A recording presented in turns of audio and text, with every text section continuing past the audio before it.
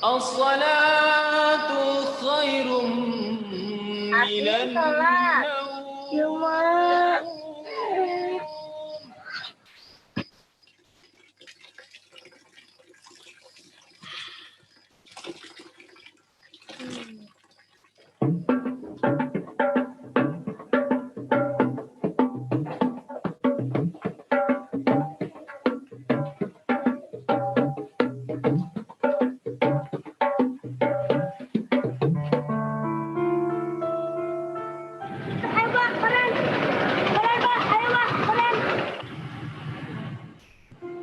Nak, semangatmu wujudkan impianmu.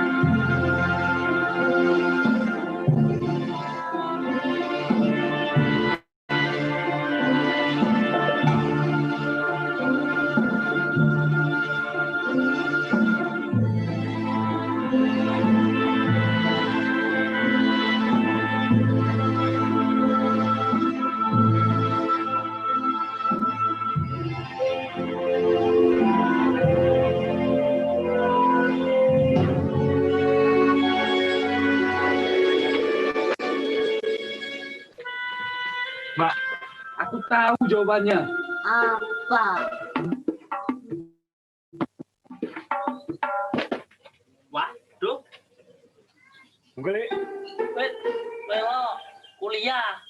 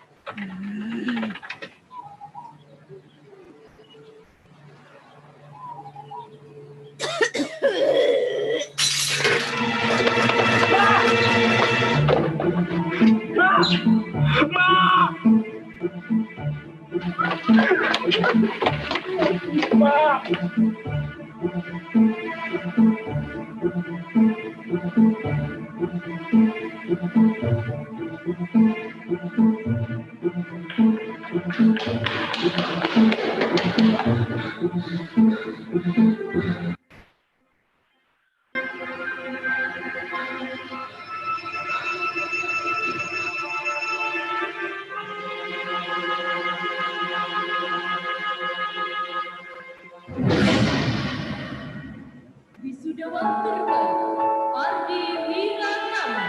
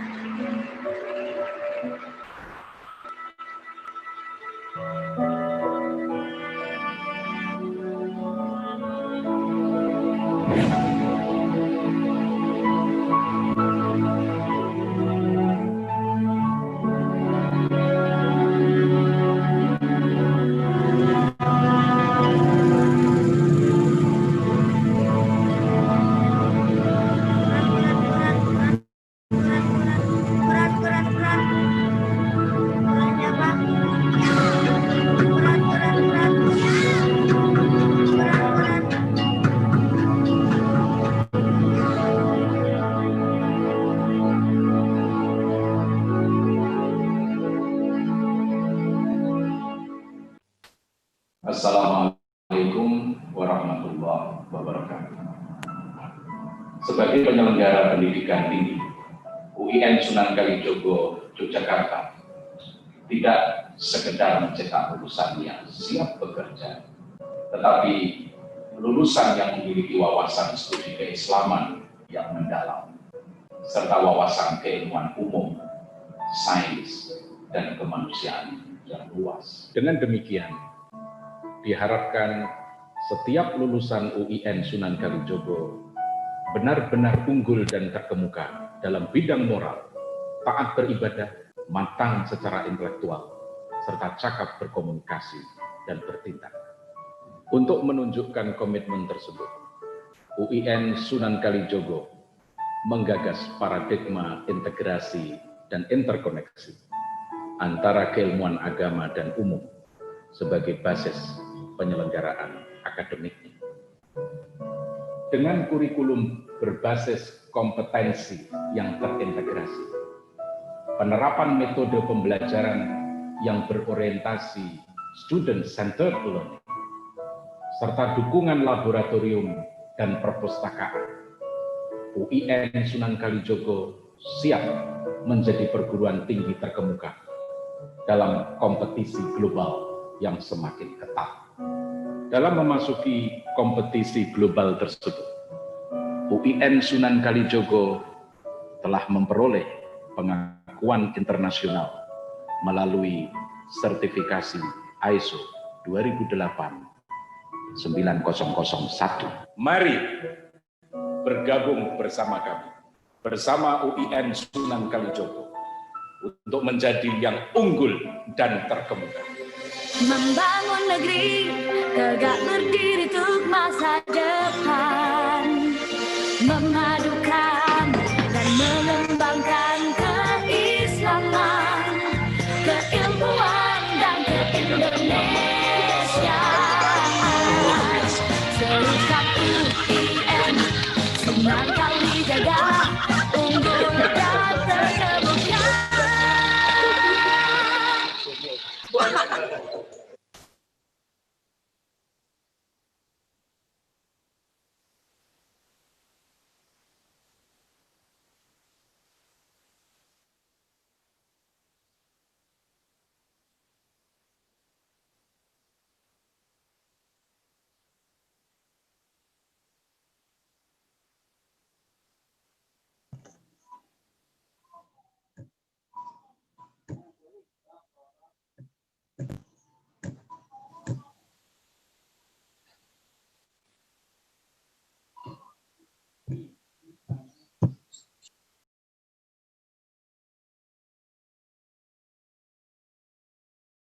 Sunan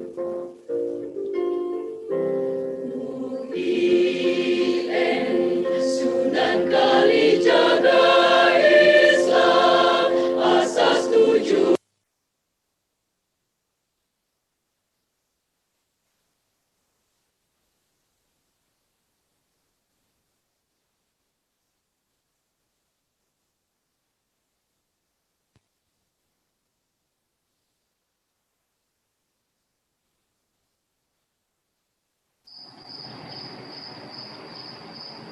As-salatu khairum minan naum.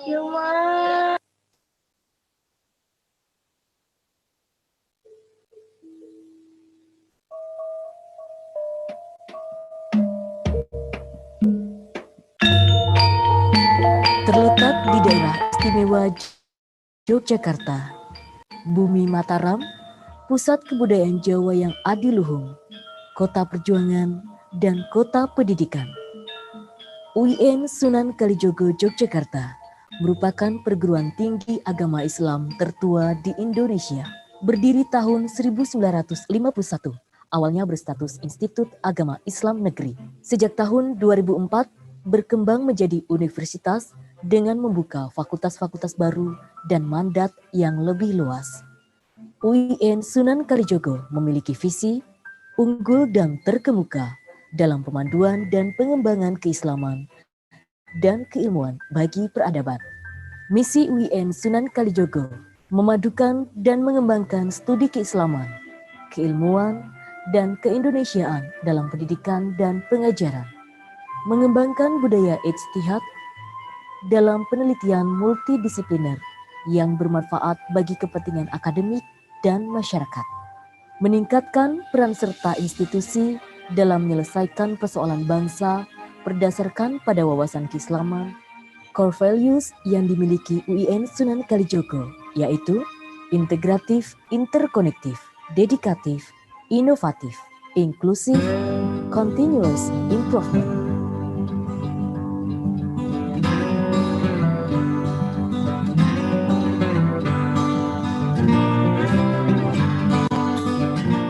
Seiring dengan globalisasi dan persaingan bebas, UIN Sunan Kalijogo meningkatkan kualitas lembaga dengan bersinergi dan berkolaborasi dengan pihak-pihak baik dari dalam dan luar negeri.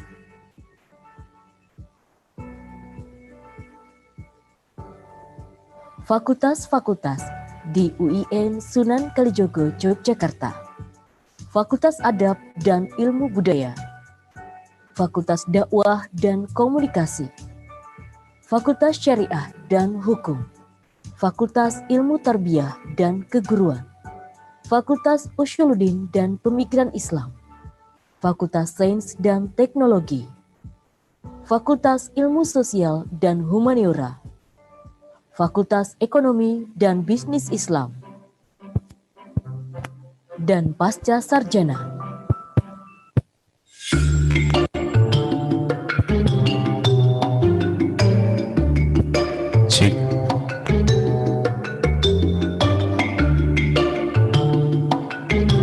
Mahasiswa UIN Sunan Kalijogo saat ini berjumlah lebih dari 18.000 mahasiswa. Di antaranya terdapat beberapa mahasiswa asing dari berbagai negara seperti Thailand, Turki, Libya, Amerika, Jerman, dan Malaysia.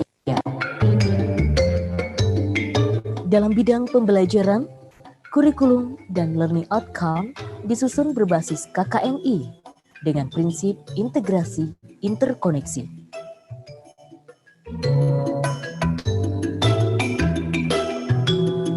Metode pembelajaran dilaksanakan dengan paradigma student-centered learning, meliputi problem-based, discovery, self-directed, contextual, project-based, dan hybrid learning. Student assessment dilaksanakan dengan prinsip edukatif, otentik, objektif, akuntabel, dan transparan yang dilaksanakan secara terintegrasi. Didukung oleh staf pengajar yang berkualitas, pelayanan yang ramah, dengan staf pendukung yang terampil dan berprestasi. UIN Sunan Kalijogo Yogyakarta selalu memupuk minat dan bakat mahasiswa, mengembangkannya hingga meraih prestasi di tingkat nasional maupun internasional. UIN Sunan Kalijogo Yogyakarta dengan percaya diri bercita-cita menjadi universitas kelas dunia dalam bidang Islamic Studies.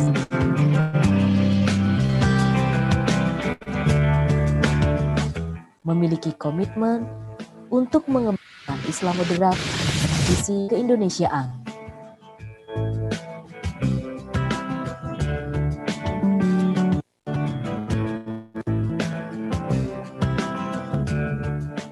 Thank you for your interest in Sunan Kalijaga State Islamic University of Yogyakarta. Being the oldest Islamic higher education in Indonesia, a nation with the largest Muslim population in the world, our university has been the pioneer in Islamic studies in the country for decades. Our establishment in 1951 allowed us to have the largest network of alumni and partners across the country and beyond, at community levels, businesses, as well as public sectors. Our transformation into a university in 2004 would strengthen our public recognitions, since our approach in integrating Islamic studies and contemporary sciences has offered a new insight to address the contemporary challenges in modern society. Our heritage and commitment to continuous improvement will always sustain our sisters' efforts to provide quality education and benefits to our communities, country, and the world. We warmly welcome you to Sunan Kalijaga State Islamic University of Yogyakarta.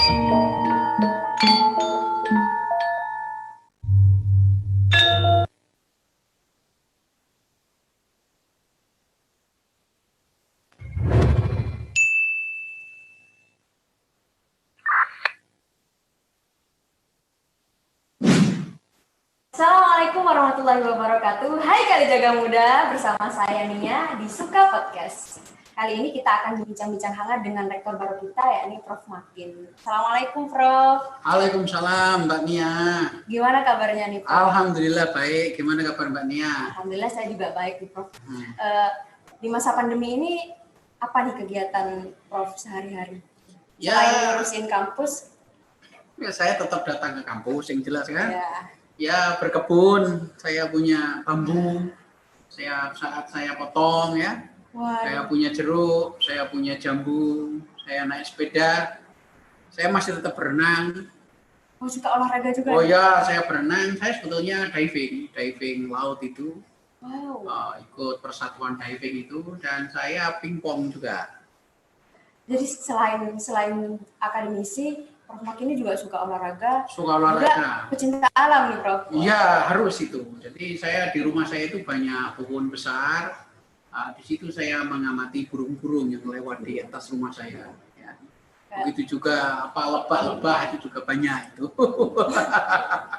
Ngomong-ngomong nih Prof, habis ini kan kita punya hajat bersama nih, ada hajat PBAK. Kira-kira bentuk kontribusi apa sih yang diharapkan Prof dari maba-maba gitu? Jadi, Prof ingin maba-maba kita itu menjadi mahasiswa yang seperti apa? Ya, jadi saya sudah pernah terangkan dalam beberapa kesempatan, idealnya pendidikan kita itu menyangkut 4 hal. Ya. Satu adalah pendidikan etika. Ya. Pendidikan etika itu adalah karakter building. Karakter building itu semacam akhlak ya. Seperti kata Nabi, innama bu'istu liutamima makarimal akhlak. Jadi pendidikan akhlak, menjadi orang yang sabar, bersahabat, jujur, pemberani. Pemberani itu juga bagus ya, jujur dan setia kawan gitu. Itu etika itu ya, dan tidak menipu itu etika. Yang kedua adalah estetika. Estetika sudah kita bahas sedikit, yaitu tentang keindahan. Ya, jadi ini juga pelajaran penting, keindahan itu. Karaoke ya, melukis. Kebetulan saya hobinya melukis.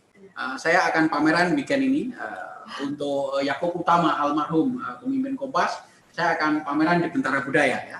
Karya saya sudah banyak. Kalau boleh tahu tanggal berapa, Prof? Oh, hari Minggu itu tanggal berapa? Tanggal 20 26 ya, 27 saya akan di Bentara Budaya ya, bersama dengan pelukis seluruh Jogja. Jadi yang pertama tadi apa? Etika, kedua estetika, dan yang ketiga adalah kognitif. Kognitif itu ilmu pengetahuan. Ilmu pengetahuan ya yang kalian pelajari di kelas itu, tetapi bagi saya ilmu pengetahuan itu adalah pencarian. Jadi bukan menerima, bukan menghafal, tetapi mencari. Mencari dengan cara bersahabat.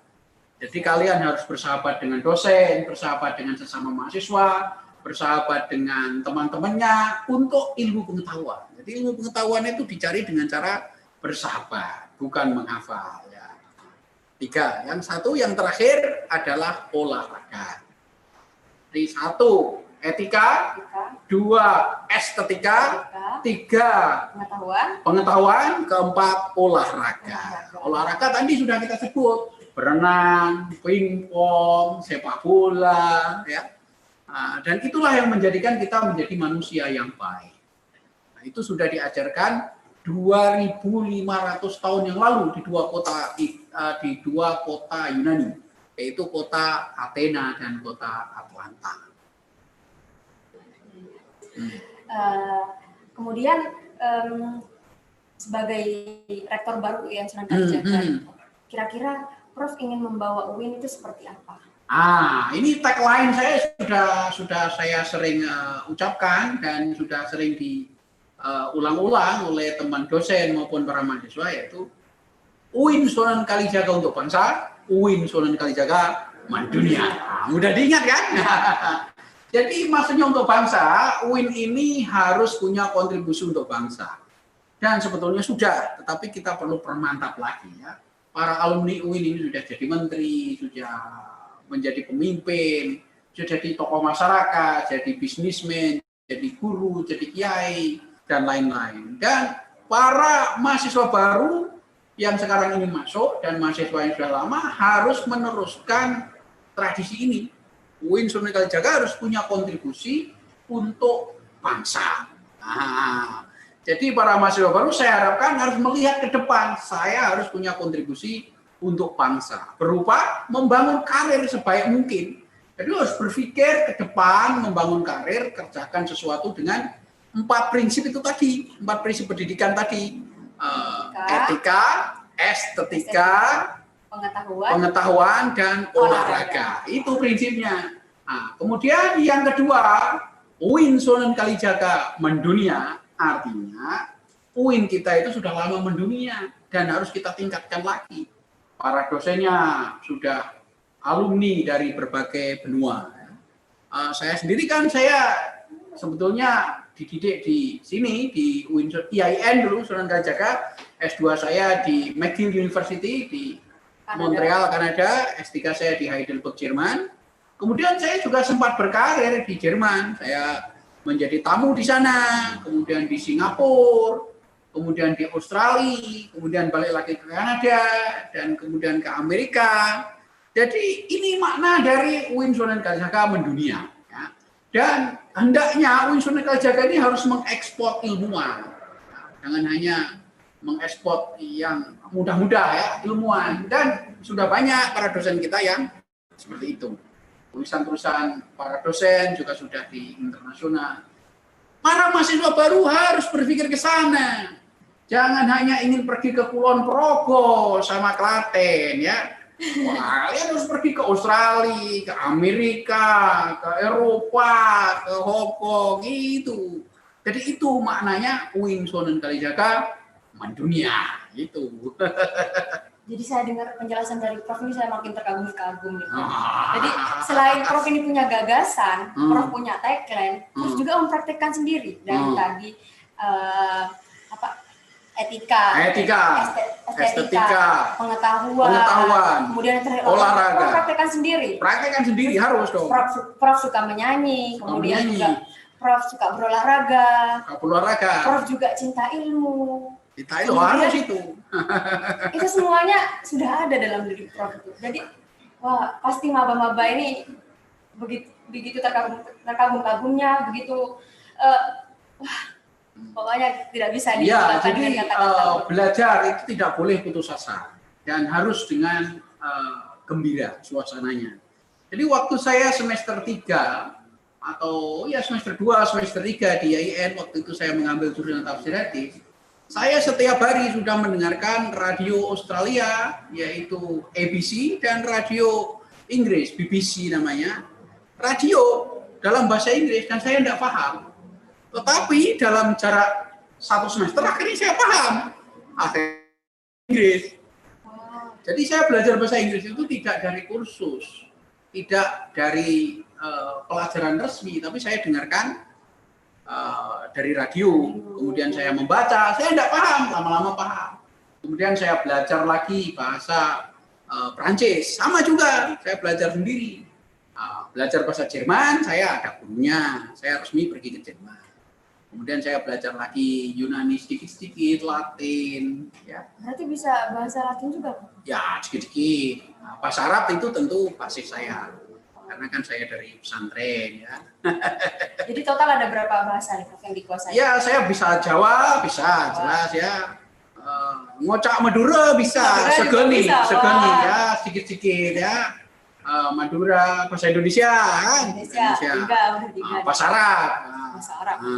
Bahasa Inggris. Bahasa Inggris. Bahasa Prancis. Prancis. Jerman. Jerman juga. Latin juga, Pak. Latin sedikit. Yunani sedikit.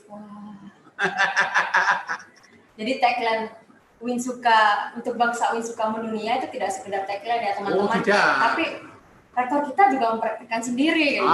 Dan kalian semua harus juga. Jadi kalau saya bisa, kalian pasti lebih bisa lagi. Apalagi di masa Prof menjadi mahasiswa dulu tidak media sosial tidak seperti sekarang. Sangat terbatas. Akses untuk belajar juga tidak sangat terbatas. Nah itu, saya ingin belajar bahasa Inggris, saya memakai radio, dan radio itu tidak jelas gelombangnya, harus dipindah-pindah terus. Nah, sekarang Anda belajar pakai YouTube sudah beres. Ada pidato Donald Trump di situ, ada Joe Biden di situ, ada Obama, bahasa Jerman ada Angela Merkel, Perdana Menteri, ada Justin Trudeau, ada siapa saja sekarang ada di YouTube. Jadi kalau mau belajar bahasa Inggris sekarang terbuka. Nah, ini untuk mahasiswa baru harus bersemangat ini. Jadi kita Unsur Kalijaga untuk bangsa, Unsur Kalijaga mendunia itu real, bukan hanya angan-angan. Itu tidak mimpi, itu real dan bisa dilaksanakan. Dan sudah dibuktikan orang seperti saya dan banyak lagi. Gitu ceritanya. Baik, kembali lagi sebagai seorang rektor baru, kira-kira apa hal yang ingin Prof benahi dari UIN Sunan Kalijaga? Saya sudah ungkapkan 4 pendidikan tadi. Yang pertama, etika. Etika ini di dalam filsafat itu selalu berkembang, ya. Etika itu berkembang, jadi sopan santun, mana baik, mana buruk, itu juga sesuai dengan situasi dan kondisi. Dan di Indonesia saat ini yang sangat urgent adalah etika keragaman. Etika ke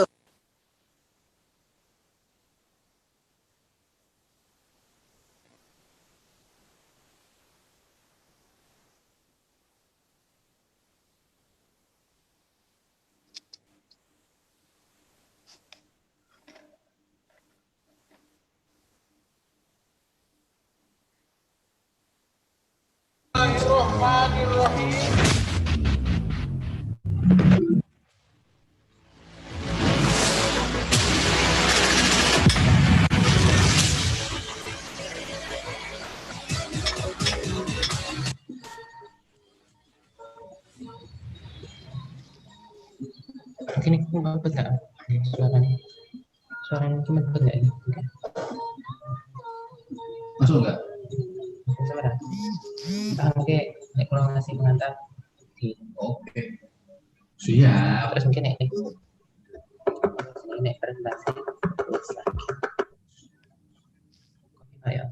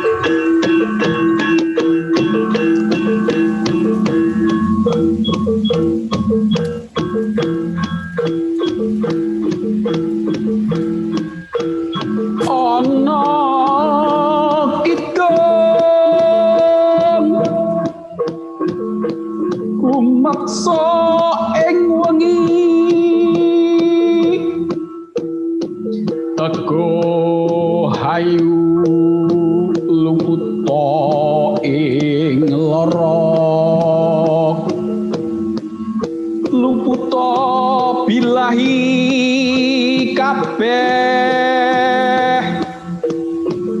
jen setan datan purun paneluhan tan ono wani niwah penggawe Allah gunaning wong luput geni atemahatirto maleng atotan nono ngaraing mami guno tutuk pansirno nadya narcom yang tegoro asap temahan rahayu kabeh apan sariro ayu ingedran kang widodari pinetso malaikat lan sakung pro rasul pinayungan ing yang suksma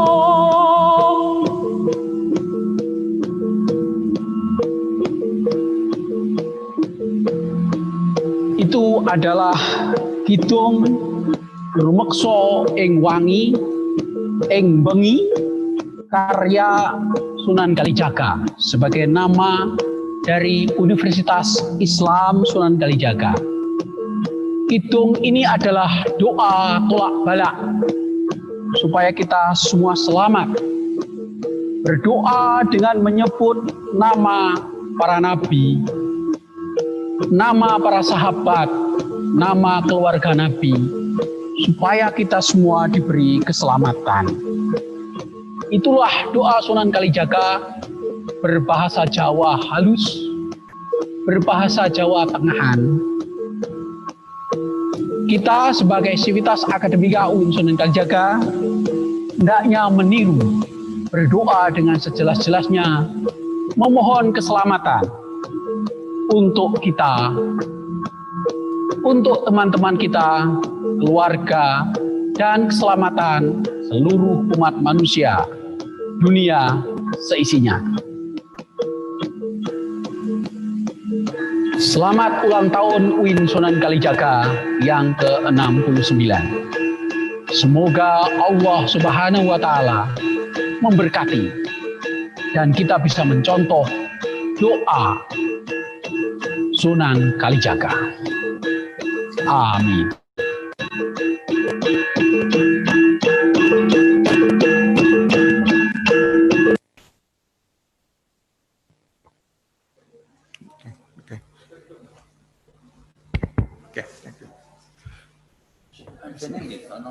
Langsung aja. Oke. Assalamualaikum warahmatullahi wabarakatuh. Welcome to the 4th Usiqon International Conference 2020. Okay. Okay, we start our conference with basmalah. Bismillahirrahmanirrahim. Okay. Okay. Our agenda today is a parallel session, but we have this one.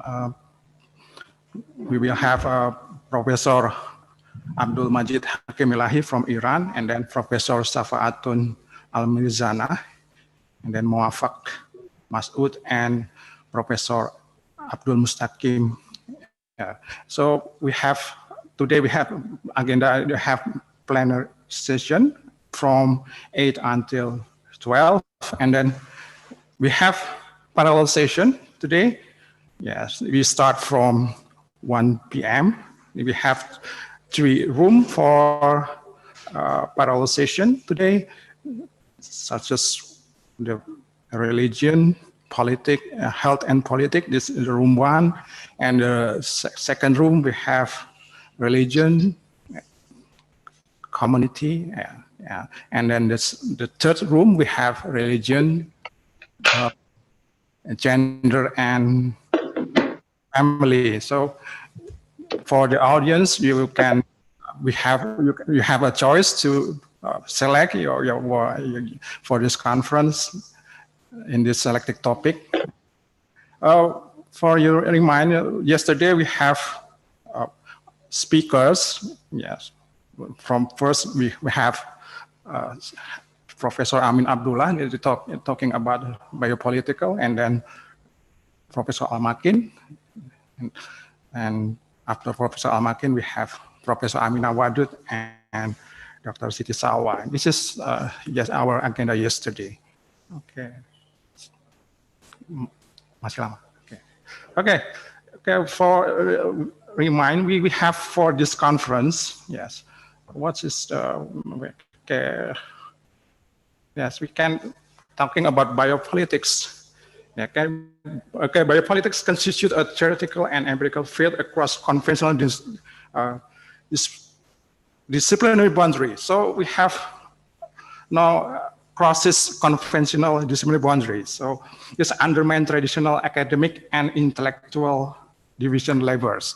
So why we have so many speakers for this conference? So we already have a different perspective there. Okay, there's a range and often conflicting views about biopolitics, and that's biopolitics back to this. Okay, this is our conference. So, and maybe in the parallel session we have so many topics here about, for example, religion and politics, abortion, euthanasia, same-sex marriage, and embryo, and most okay. But our main here is about the COVID-19. So we have our problem today is the pandemic of the COVID-19. This is very actual today.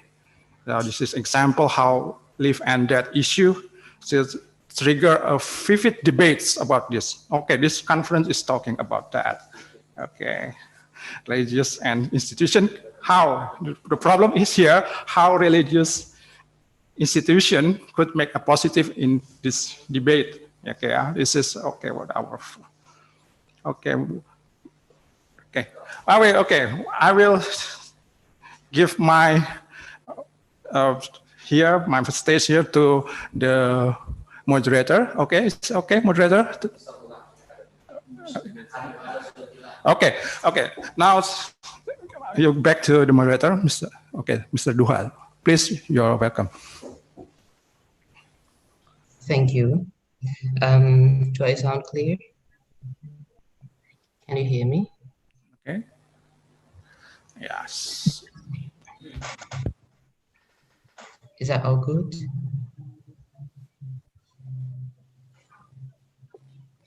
Okay. So Assalamualaikum warahmatullahi wabarakatuh. Thank you for inviting me, Honorable Rector of UIN Sunan Kalijaga, the speaker for today's panel's session, Professor Hakim Malahi, Bu Shafa'atun Al-Mirzana, Professor Dr. Muafiq, and Professor Abdul Mustaqim from UIN Sunan Kalijaga as well, Honorable Committee, the lecturers of the UIN Sunan Kalijaga, and especially from Faculty of Usuluddin and Islamic Thought, and the speakers of our session and all the participants. Today we have four speakers for this panel session, and as far as I know, they are very very various in terms of discipline and in terms of the theme that they are about to speak of. And for the first one, we will have the Professor Abdul Majid Hakimullahi. He is the Vice President Relations and International Affairs of Al Mustafa International University in Iran. I believe he's also lecturing there. And he got the BA and MA in Islamic Studies, and he got the PhD in theology. And his area of expertise is ranging from theology, of course, because he got the PhD in theology. But in addition to that, he also is an expert in mysticism and Islamic law and hadith.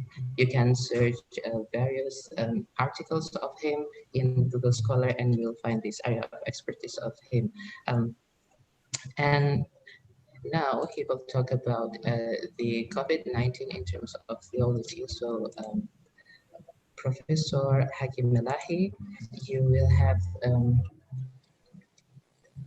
maybe yes, I'm here. minutes, I guess. So please, Professor Abdul Hakim Melahi. Okay. بسم الله الرحمن الرحيم الحمد لله رب العالمين وصلى الله على سيدنا ونبينا أبي القاسم المصطفى محمد وعلى آله الطيبين الطاهرين وصحبه المنتجبين ومن تبعهم بإحسان إلى يوم الدين. Lecturers, professors, audience, participants, distinguished guests, let me start my speech by Islamic greeting and say Assalamu alaikum wa rahmatullahi wa barakatuh.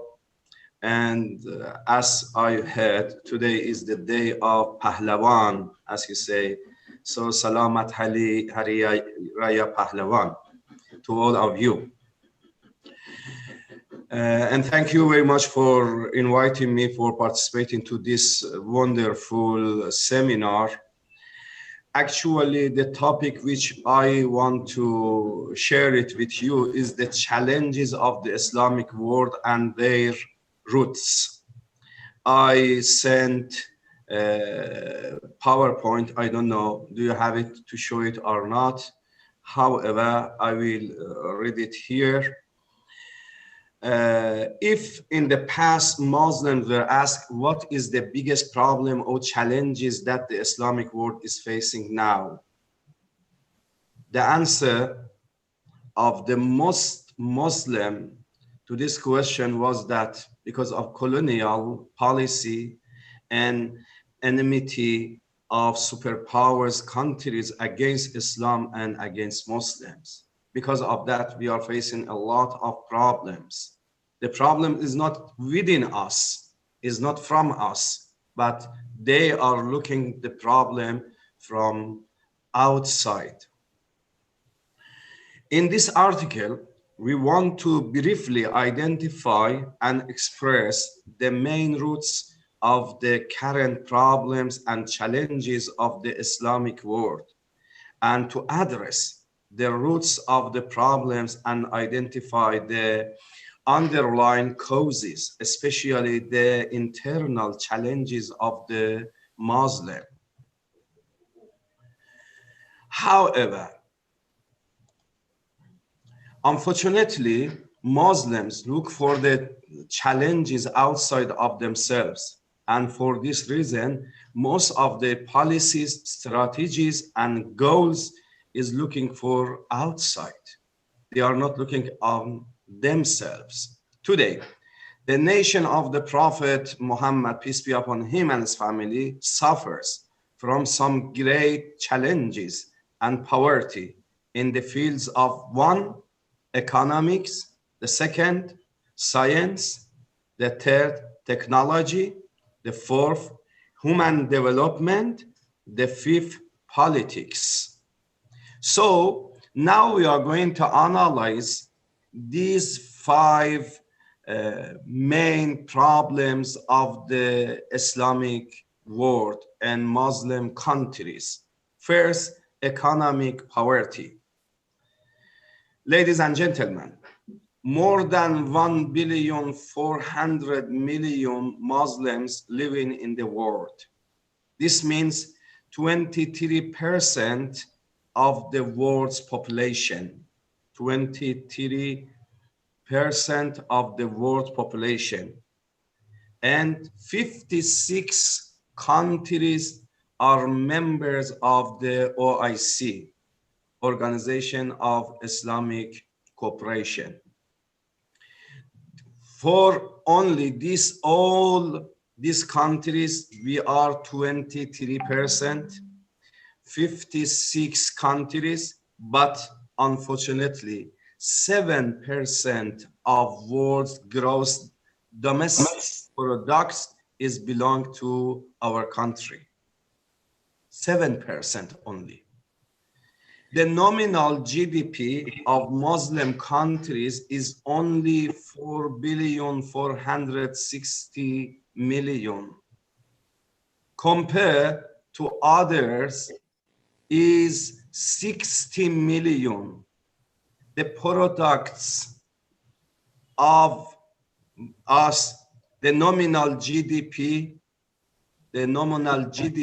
is $4,460,000,000, but for the other countries is 16,560,000,000. Of this small amount of Muslims output from world GDP, and it is devoted to the production of raw materials, mainly oil and gas and other traditional mineral and agriculture.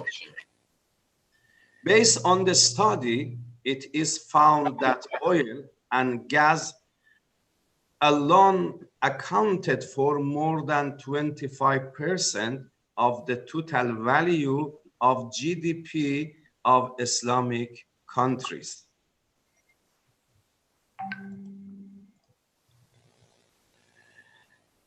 The average per capita income of Muslims is about the average is 2,940, but the average per capita income in the world is about $9,040.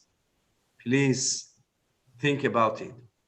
The average of income from each person in the Muslim countries is 2,000 average, but the average for other countries is $9,030. The average per capita income of people living in non-Muslim countries is about, the average is about $10,832, which means the other countries 3.7 times are above our countries.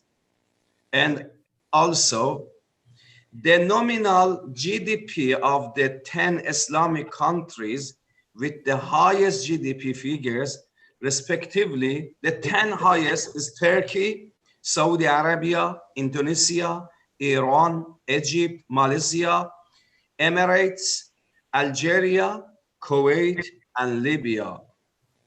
The average is $3,090,000,000.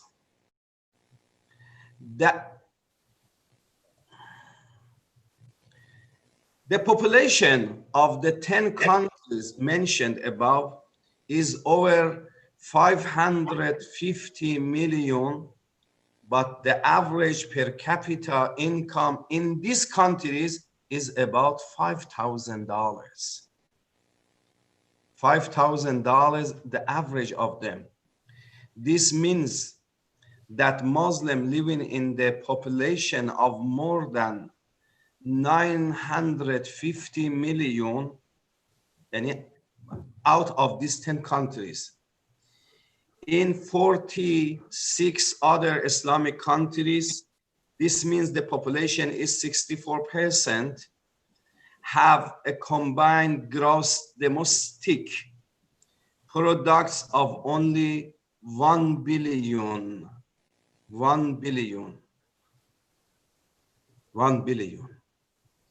resulting in lower per capita income in these 43 Muslim countries than $1,410 per person. This means less than 50% of the average of other countries.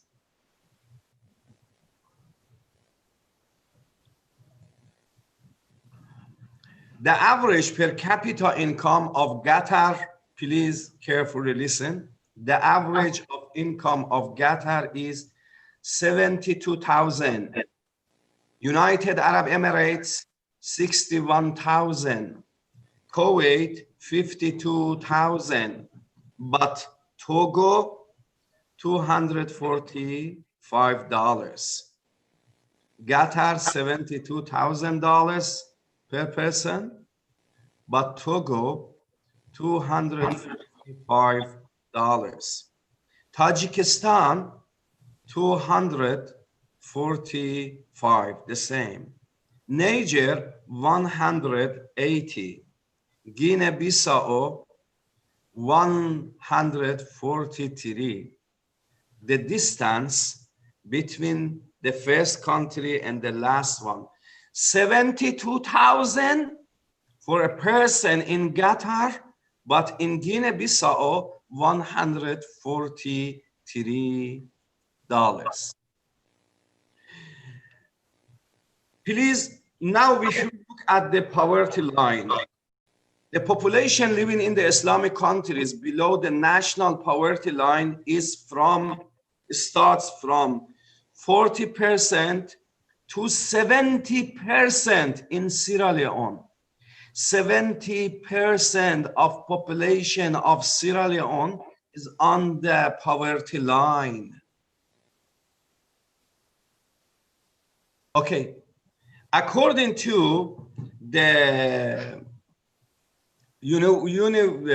international institution, the line of the poverty is $1.25 per day. But in 7 countries, the poverty rate is less than 2%. In 7 countries, including Albania, Azerbaijan, Egypt, Iran, Jordan, Kazakhstan, and Malaysia. The percentage of poverty is less than 2%, but the distance between this 20% up to 74%, which is in Mozambique. 74% of them also on the poverty line. This is the first. And the secondly, the poverty in science and technology. What is our situation in Islamic world, Islamic countries concerning the technology and science?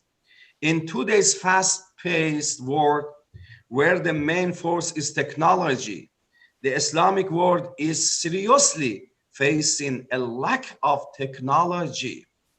The number of R&D researchers runs from 8 research per 1 million in Niger. For 1 million person, only in Niger, 8% researcher do we have. And in Tunisia, which is the highest, for 1 million, we have 1,588,000. Similarly, the number of technicians employed in R&D varies from 10 technicians per million in Niger to 378 per million in Egypt.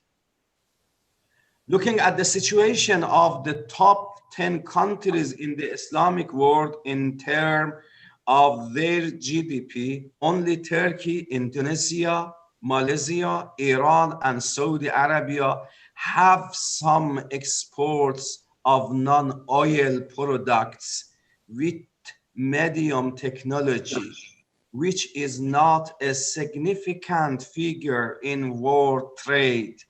I repeat it.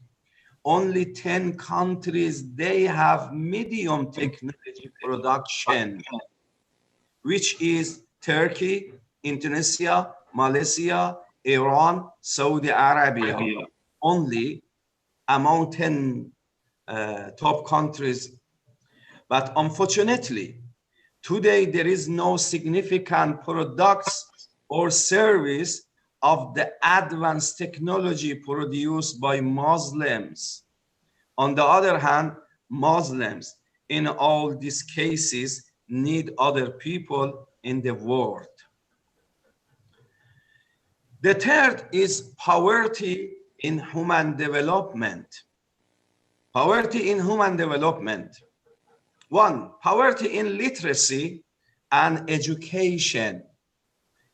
Please, the average adult illiteracy, those who cannot read, who cannot write, illiteracy rate in Islamic countries has been 36%, which is shameful for us.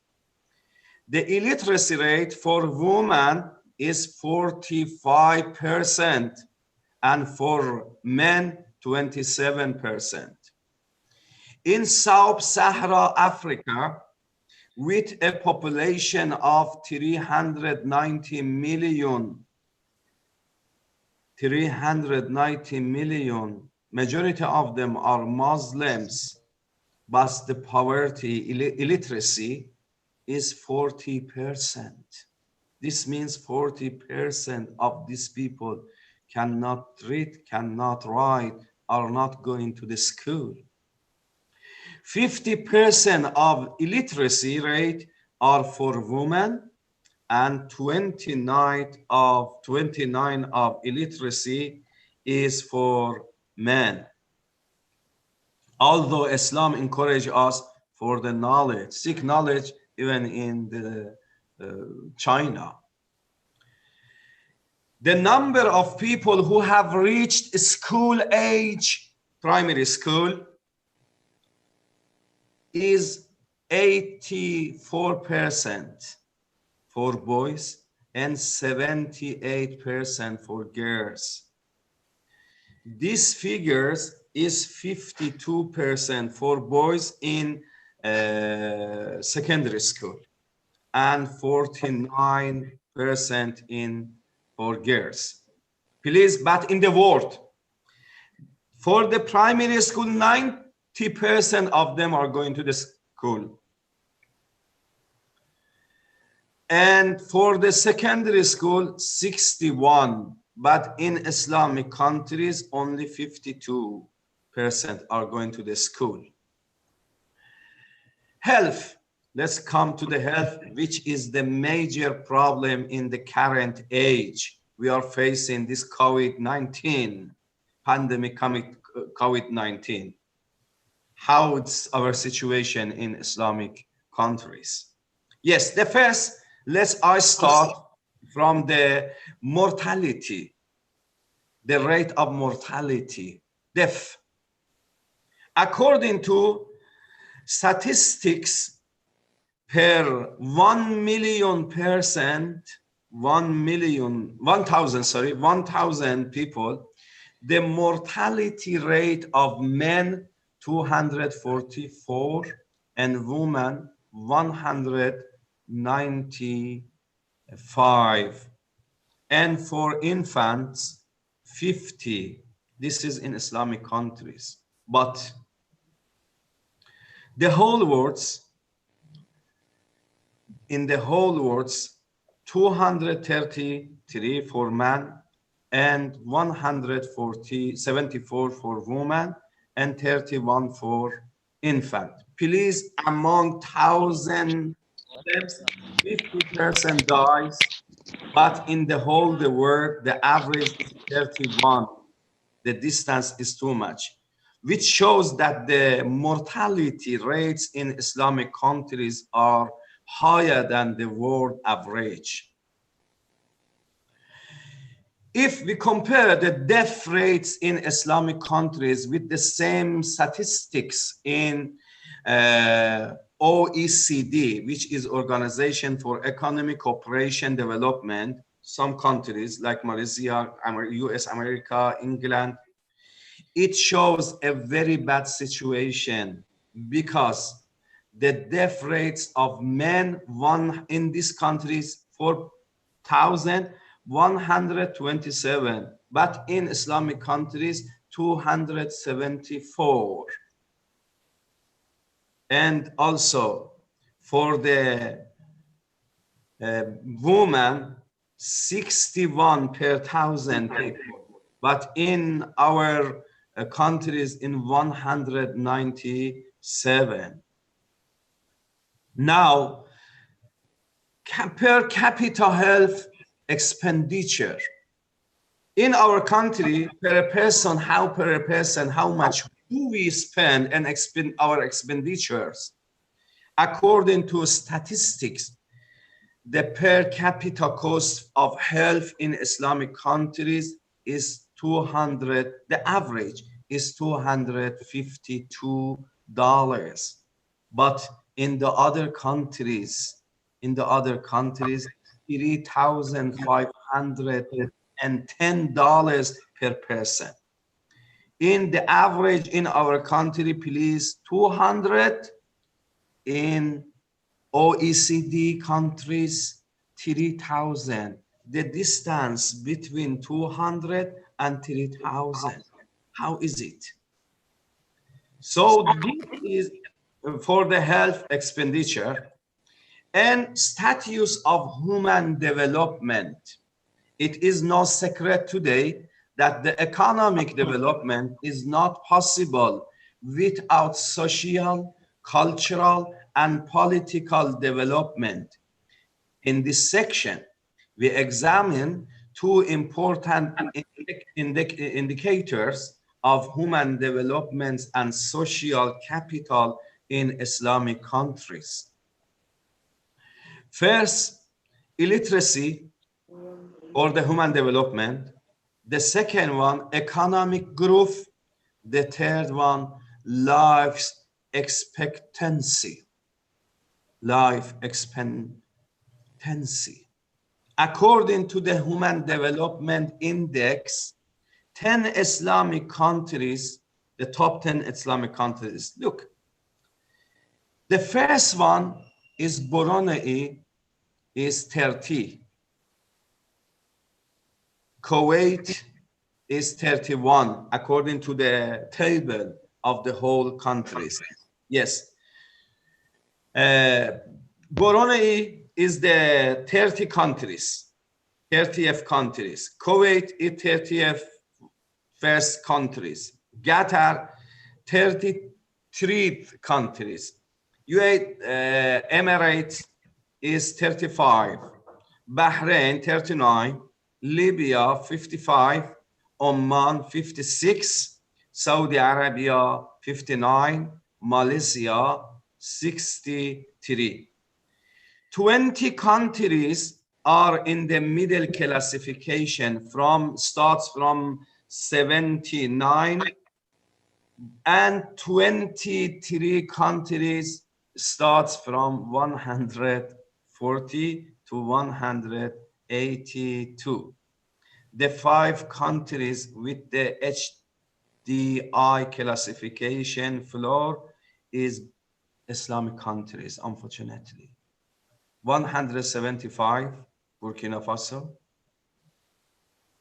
Chad and Burkina Faso, 177. And Mali, 178. Afghanistan, 181. And Niger, 182.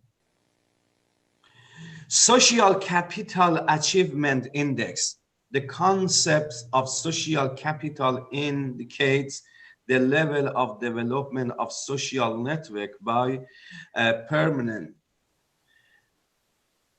parameters such as ethics, freedom, corruption, level of public trust, the social institutions that have a prominent role in development literature today, especially SCA, Social Capital Achievement.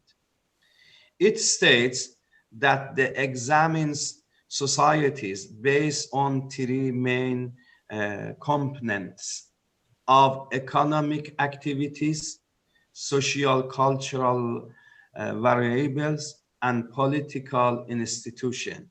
According to the index complied by the GAS Roundtable, Islamic countries are generally in a bad situation, which I don't want to raise it. Okay, I wanted to raise some our problem, but what is the biggest challenges in this world we are facing it as a ummah of the Prophet of Islam, as a Muslim? Each of these challenges are so important that it alone can keep Muslims away from the caravan of growth and development. Examining and recognizing the root causes of the problems mentioned above requires in-depth analysis, and basically I do not intend in this time to provide this analysis. But as a basic point, one can think of the answer to the question of whether the problems and challenges of Islamic societies all have external roots or should be roots of these diseases, these challenges, these problems be sought out within Muslim societies as well. Please, I repeat it.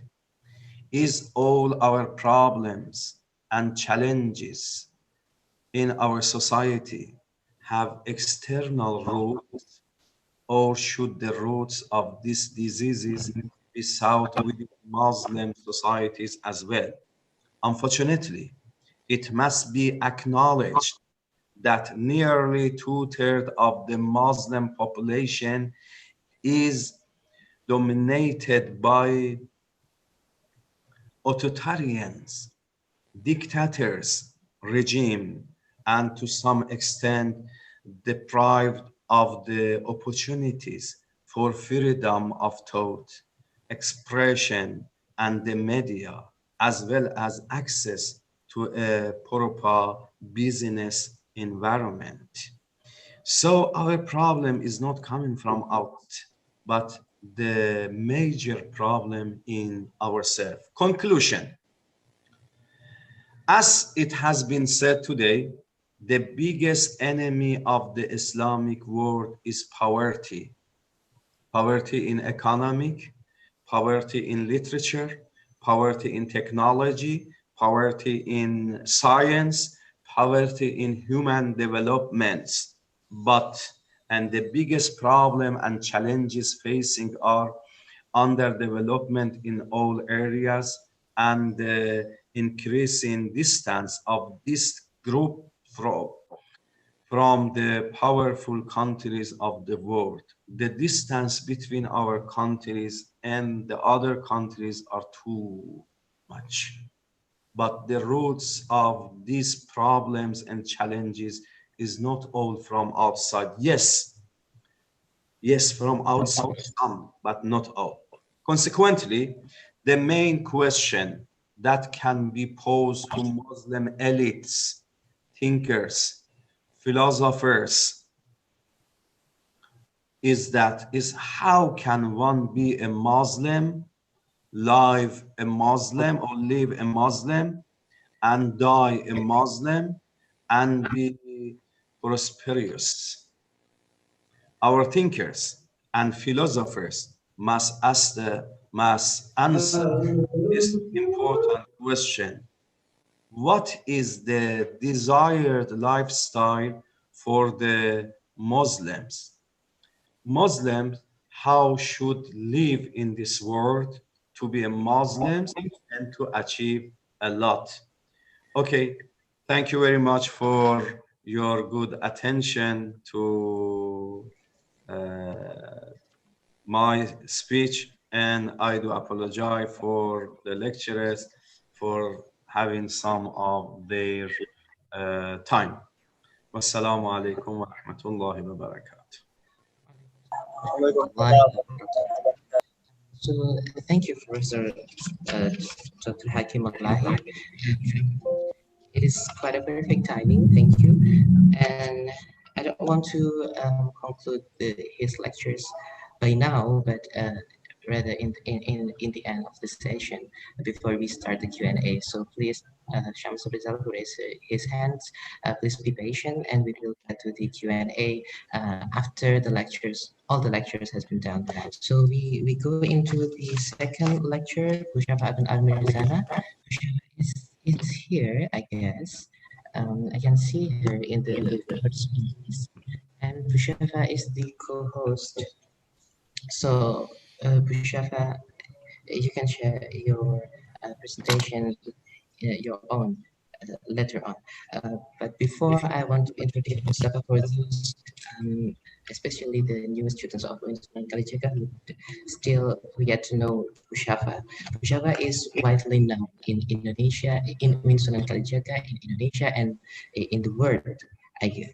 Because Bushafa is, she got the PA and MA in Unsur Kalijaga, but the second MA she got from the Lutheran School of Theology in Chicago, Master of Theology, and she got not only 2 MA but 2 doctoral degrees. The first one is from the same school, Lutheran School of Theology in Chicago as well, and the second one is the main Doctor of Ministry from Catholic Theological Union from Chicago as well. Sorry. Oh.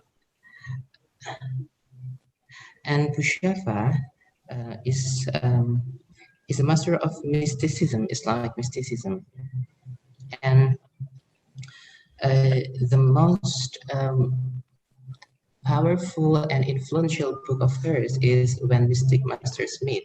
This book is has been published in 2008 by ProQuest from Cambridge, and also translated into Indonesian by Gramedia Jakarta, published in 2009, and published again in Blue Dome Press 2011, and with some changes in the content and some additional informations, we got a new version of the book entitled Ketika Umat Beriman Mencikapi, which has launched just a few months ago, published 2020, and we have the book launch and discussion in YouTube. So Bushafa is widely known, renowned scholar of Muslim theologians, and not only in Indonesia but also in the world, because she has been and I believe she is still a member of the American Academy of Religion. So we are very fortunate to have Bushafa here, and she'll be presenting his presentation about the COVID-19 as well from the theology and mysticism, I guess. So Bushafa, please, but before she presents her presentation, please, can we check your sound? Okay, hello. Assalamualaikum. Yes, the sound is good. And you can present your own presentation by your own, because you're the host now. So you have 20 minutes or 30 minutes. How many I have? 30 minutes, okay. So please, Bushafa. Okay, thank you. Bismillahirrahmanirrahim. Assalamualaikum warahmatullahi wabarakatuh. First of all, please accept my apology for not sharing video with you due to the signal. So the signal problem, because I'm wondering that it will interfere the voice of mine. So better not using the video. Yeah, it is, what is it? I'm in the 5th floor. So I think the signal is not really good. So then please accept my apology for that. Anyway, so now I'm going to, can I have can I do share screen here? Okay. Yes, you can. Yeah, we can see your share screen. Okay. Let me, okay. My title is Restoring Our communities after COVID-19. So it is about faith in action. How come it's not moving? Okay.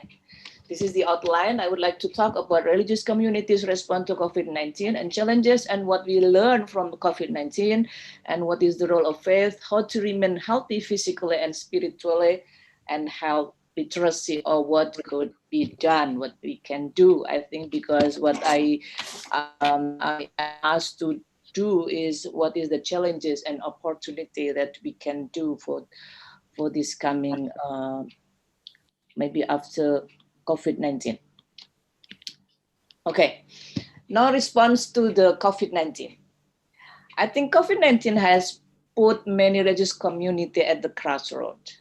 On one hand, the health sector has strongly promoted what someone calls social distancing. This is what if we use a Foucauldian biopolitic, so that's to make life, so make life as many as possible, right? So someone calls social distancing, while others may be physical distancing as one of the practical ways of preventing the spread of the disease. This has been enhanced by lockdown declaration by most of the national government, which have recorded cases of COVID-19. But on the other hand, this directive or this physical distancing or social distancing have left several implications in all aspects of life, including closure of social, economic, political, and religious gathering in most countries.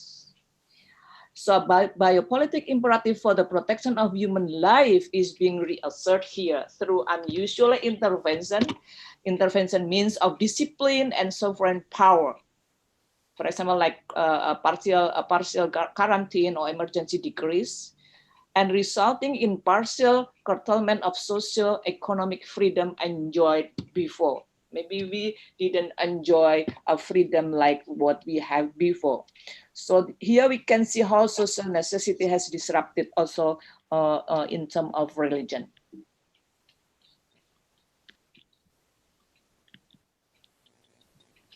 But there is also what we call resisting religious regulation. So there was a debate about religious liberty and communal responses. One area of strong resistance from religious institutions is the cultural changes forced upon them because of the social distancing requirement. So it is the move toward mediated or disembodied worship. So we can see how many churches, many mosques have framed government regulation imposed on them on the state and national level as more than just annoying to navigate or challenges they have to problem solve or run for some. They have been also framed as a full of onslaught against their religious freedom. So they can say restriction on religious gatherings soon become framed by religious group as an issue of religious freedom. So they say that they don't have religious freedom anymore. Okay. Even though there are many responses from theological point of view, for example, on this pandemic, so we can see here Islamic tradition instruct that in a moment of plague, the most important step for believer is taking seek in refuge in Allah in the time of pandemic. For example, here hadith from Anas, the Prophet, peace and blessing be upon him, would say, Allah, I seek refuge on you from leprosy, madness, communicable disease, and evil sickness. I think there are a lot of references in religious tradition. And but even though sickness is blessing here in religious tradition, but Muhammad himself could still instruct believer to avoid this sickness by all means. So I think this is also should be in the people in the religious community mind. So for example, self-quarantine and containment as one of the strategies of holding the spread of pandemic. Here we can see the hadith from Sahih Bukhari. I think I just pass this one because of the time. So Now, what is the challenges for our future religion? Here I said we need to redefine what it means to be a religious community and how to practice the faith amid a sickness that thrive on physical contact and proximity. So what does this mean? This means that for most people, community is something that is dynamic and changeable.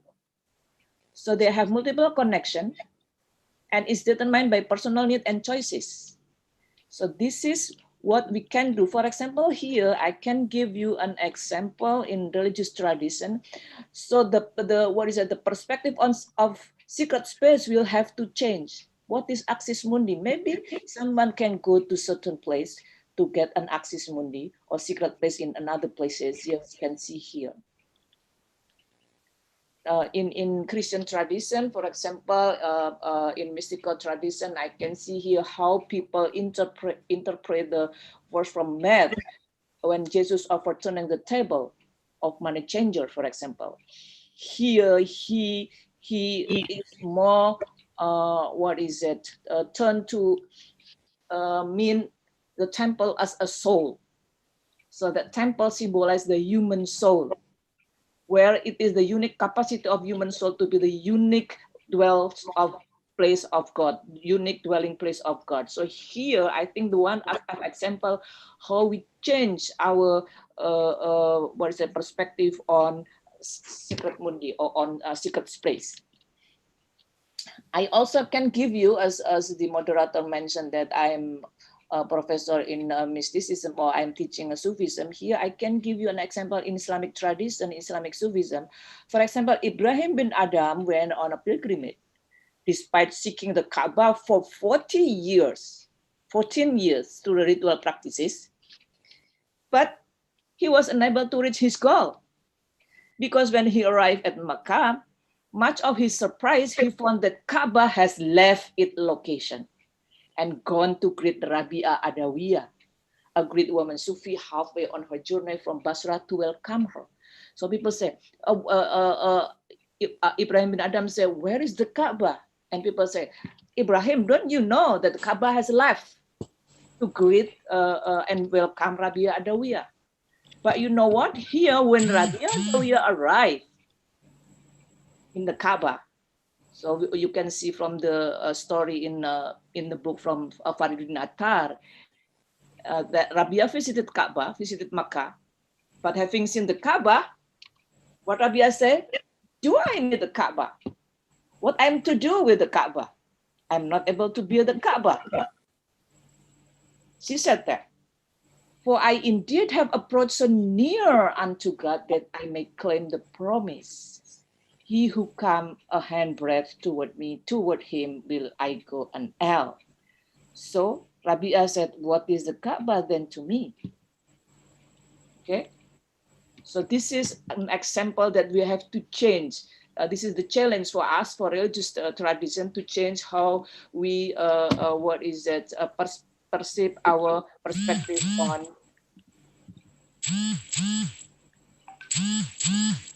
So this is on secret space. I think there are a lot of trouble here. I heard something. Anyway, so this is what I call dematerialized experience. So the story of Rabi'ah and on Kaaba here is very significant idea. Even though this and other statement of what she said apparently unorthodox and have led to accusation of heresy against Rabi'ah by opponent of Sufism. But here we can see Rabi'ah actually eliminate the image of Kaaba from her soul because she wanted to find the one who built it, not the Kaaba, but the one who built the Kaaba. So the materialistic meaning of the pilgrimage developed and turned to be just an occasion to see Allah.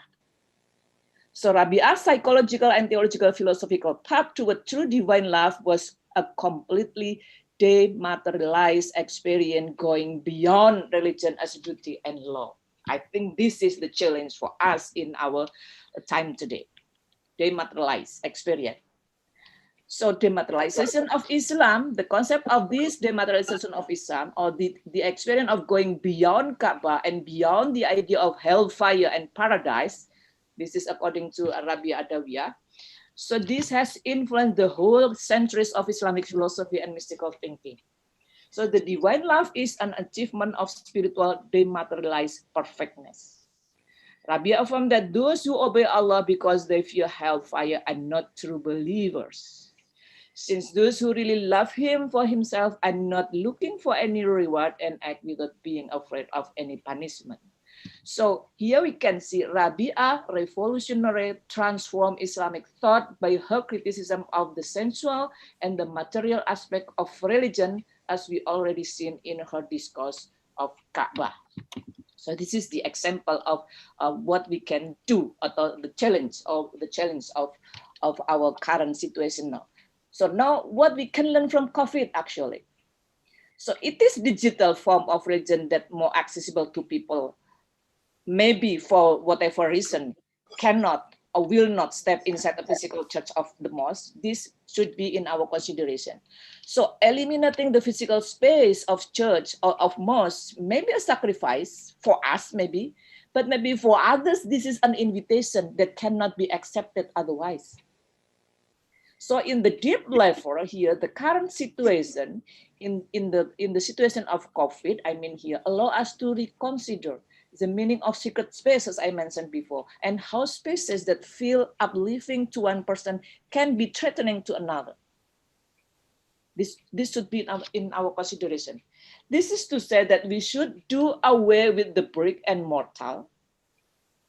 This is not to say that, but rather that we have a unique opportunity to examine our assumption about where people want to be when they interact with the holy. So this is what we learned from COVID. Okay, so in the new normal life, in fact, COVID-19 has introduced a new normal life in many aspects. For example, here the pandemic has led Muslim scholars or ulama to revisit the Sharia and Islamic ruling on different aspects of their belief and practices. So for example, where the Quran, Hadith, or faith cannot provide a clear part on some of the practices like the area of salah and burial, for example, so ulama have issued new fatwa, which could be used as temporal measures as they join the clarion call from the health expert and national leader in the fight against the spread of coronavirus. So this new normal, which has affected religious rite on how to pray, for example, and how to bury our loved one, for example, might have a negative emotional implication to the affected. So here we have to reconsider when we, for example, bury our loved one, we have to consider her dignity or his dignity, because dying with dignity is something important for the people. Okay. Okay. The other one that we can learn also is fear and immune system. The very emotion that we are now experiencing with this COVID-19 actually increase our susceptibility to the dreadnought virus. So because of this, because of the virus, the adverse effect on immune functional, for example, like fear, anxiety, and psychological distress, this cause something in our body. So what we need is positive emotion, because this will have exact opposite effect on the immune system as to fear and anxiety. So we need what we call positive emotion to add to our immune system. Okay. I will pass the role of faith. I think there are many in the verses that faith have a lot of role in dealing with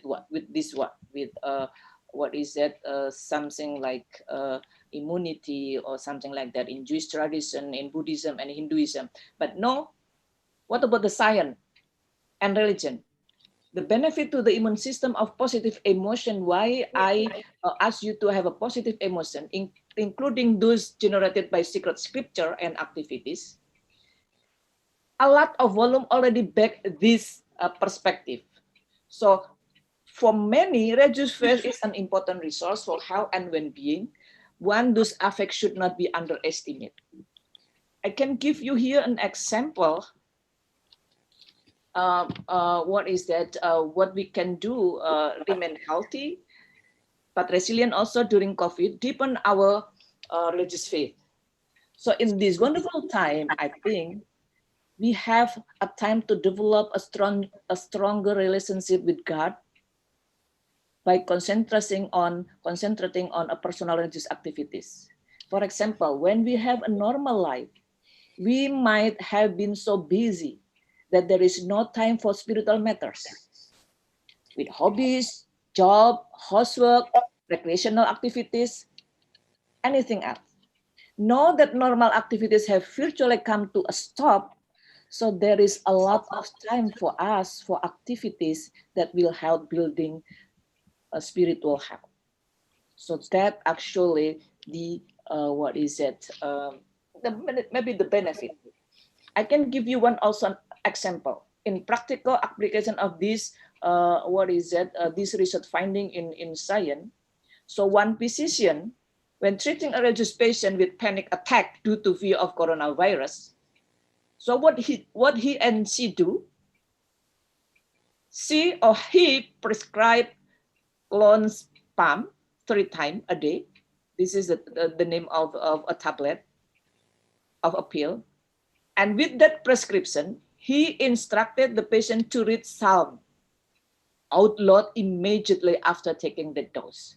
So I think this is showing how actually also spiritual can help your healthy life. Spirituality can help your healthy life.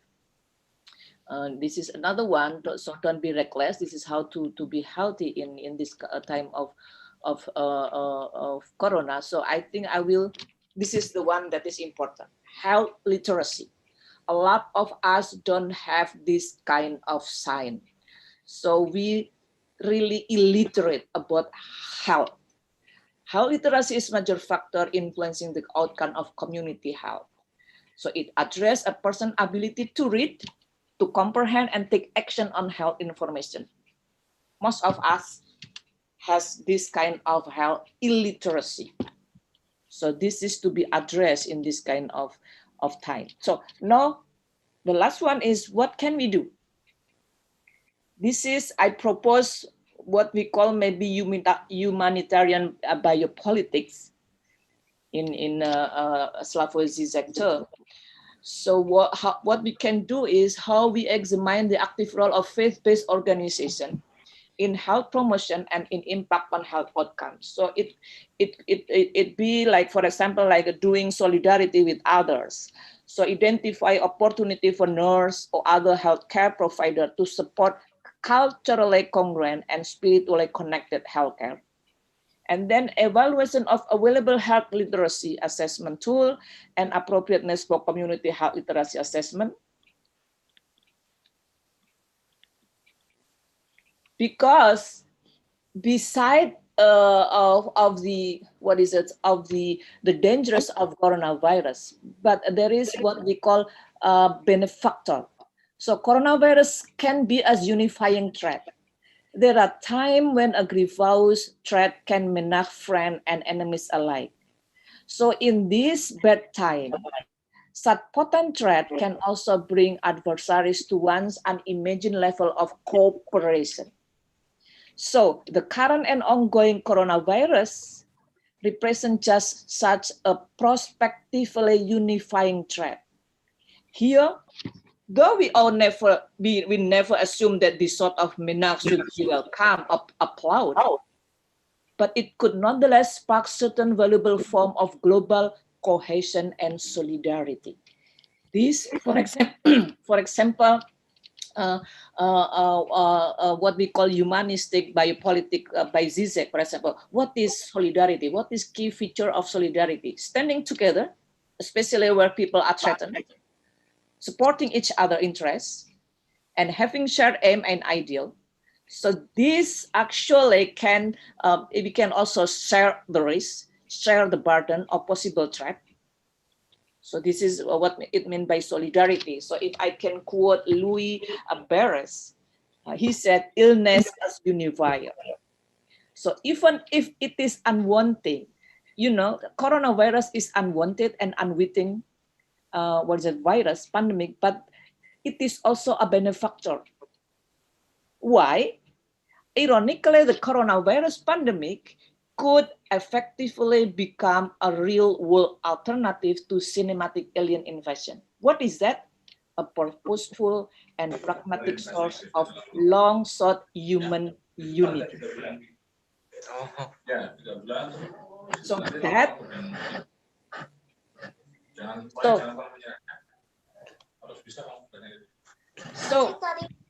so disease pandemic are prospectively universal and can provide impetus not only for mitigating a particular pathology, but also institutionalizing wider pattern of global cooperation. If I can quote the book from Law of Nation, it is said that each nation should contribute as far as it can to the happiness and advancement of other nation. So it is not only nation, I think within our nation, within our community, we should do this.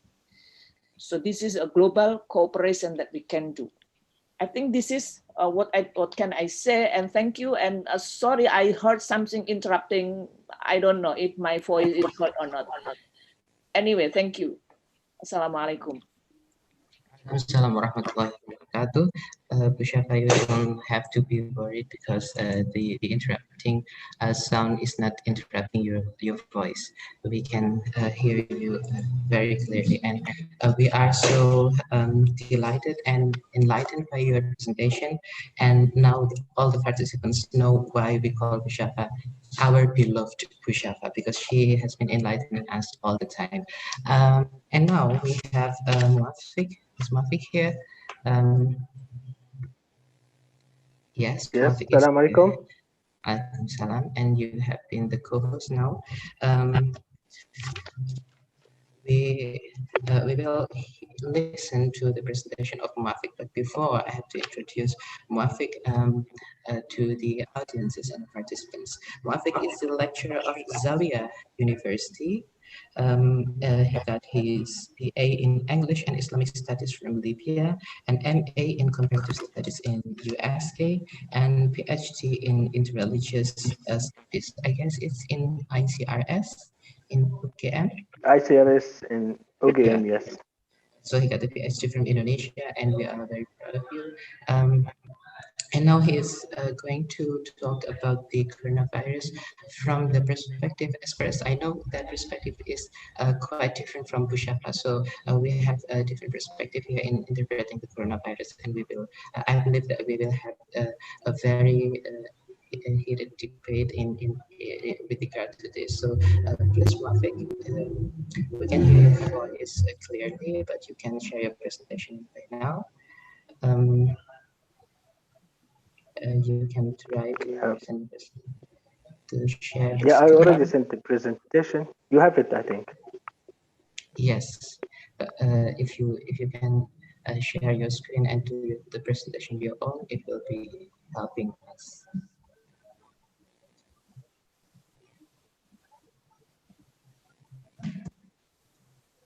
Can you share okay, the just presentation?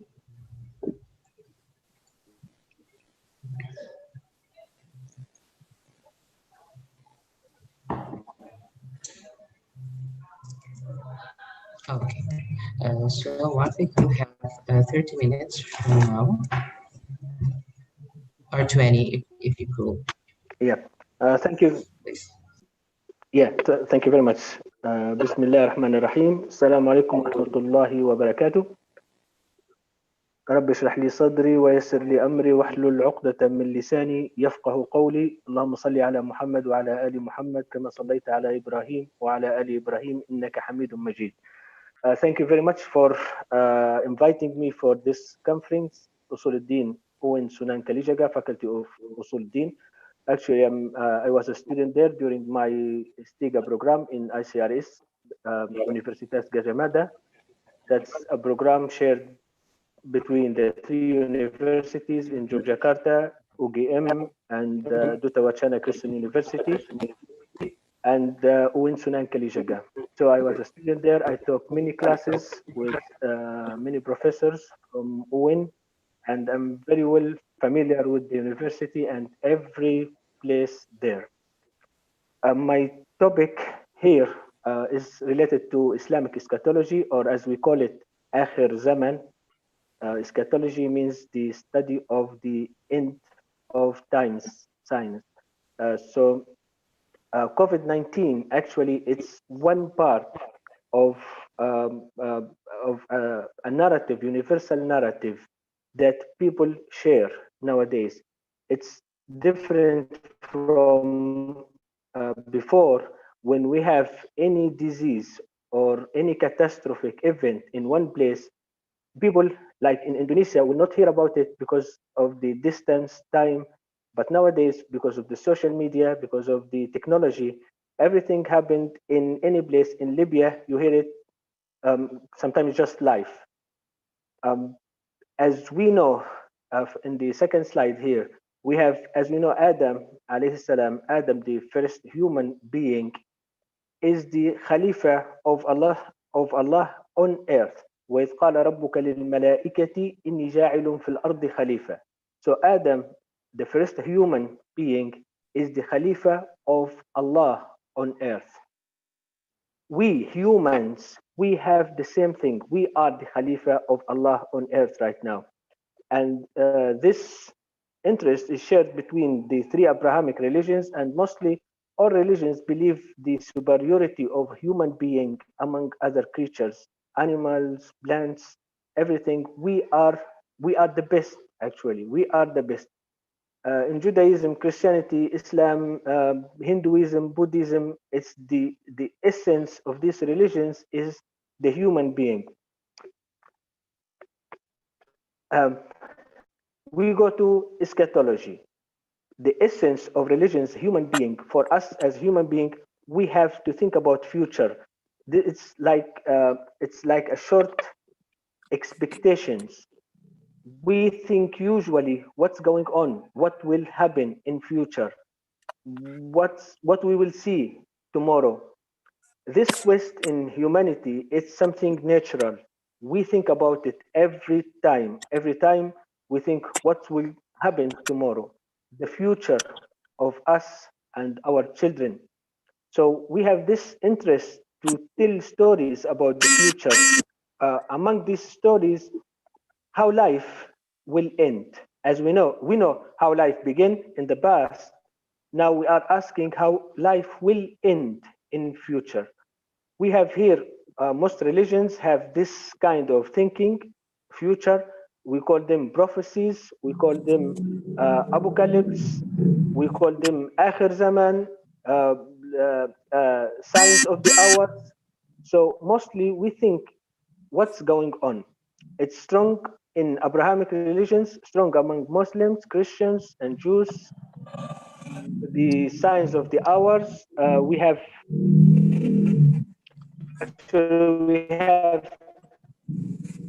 major signs and minor signs in Islam, and I will talk about them later.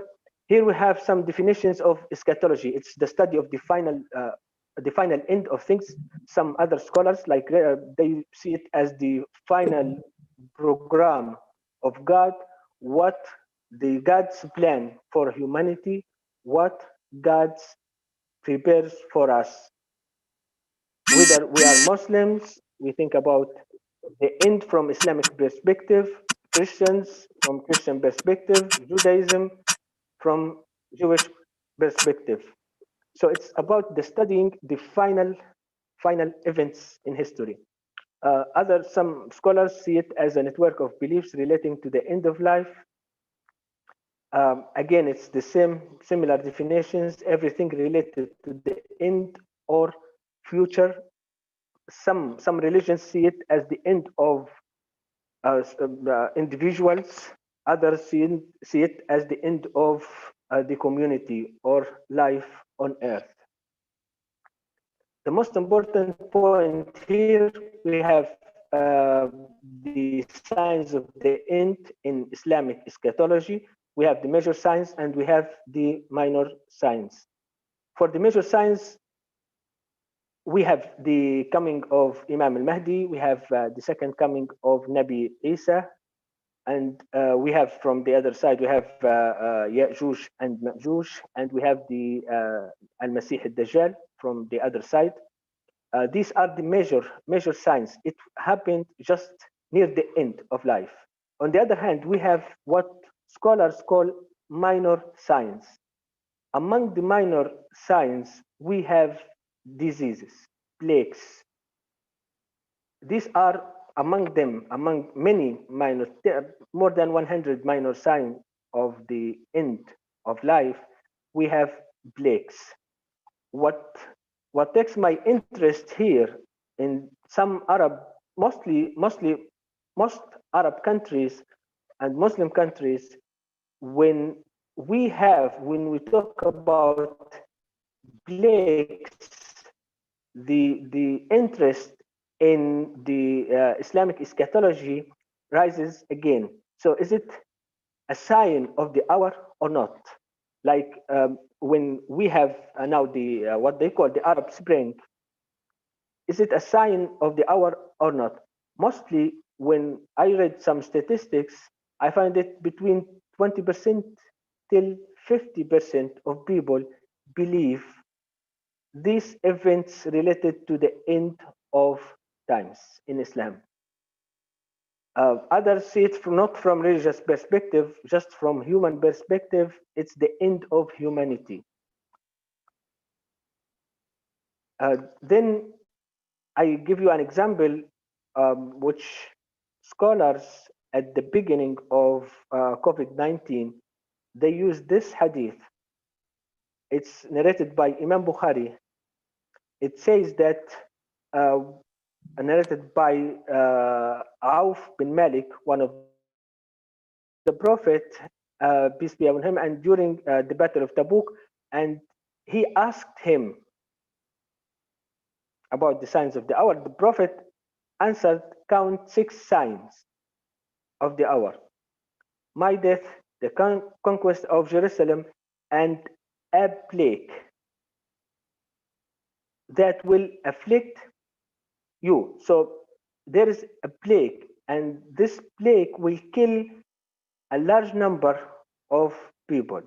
This is one sign of the hour. This plague, this plague.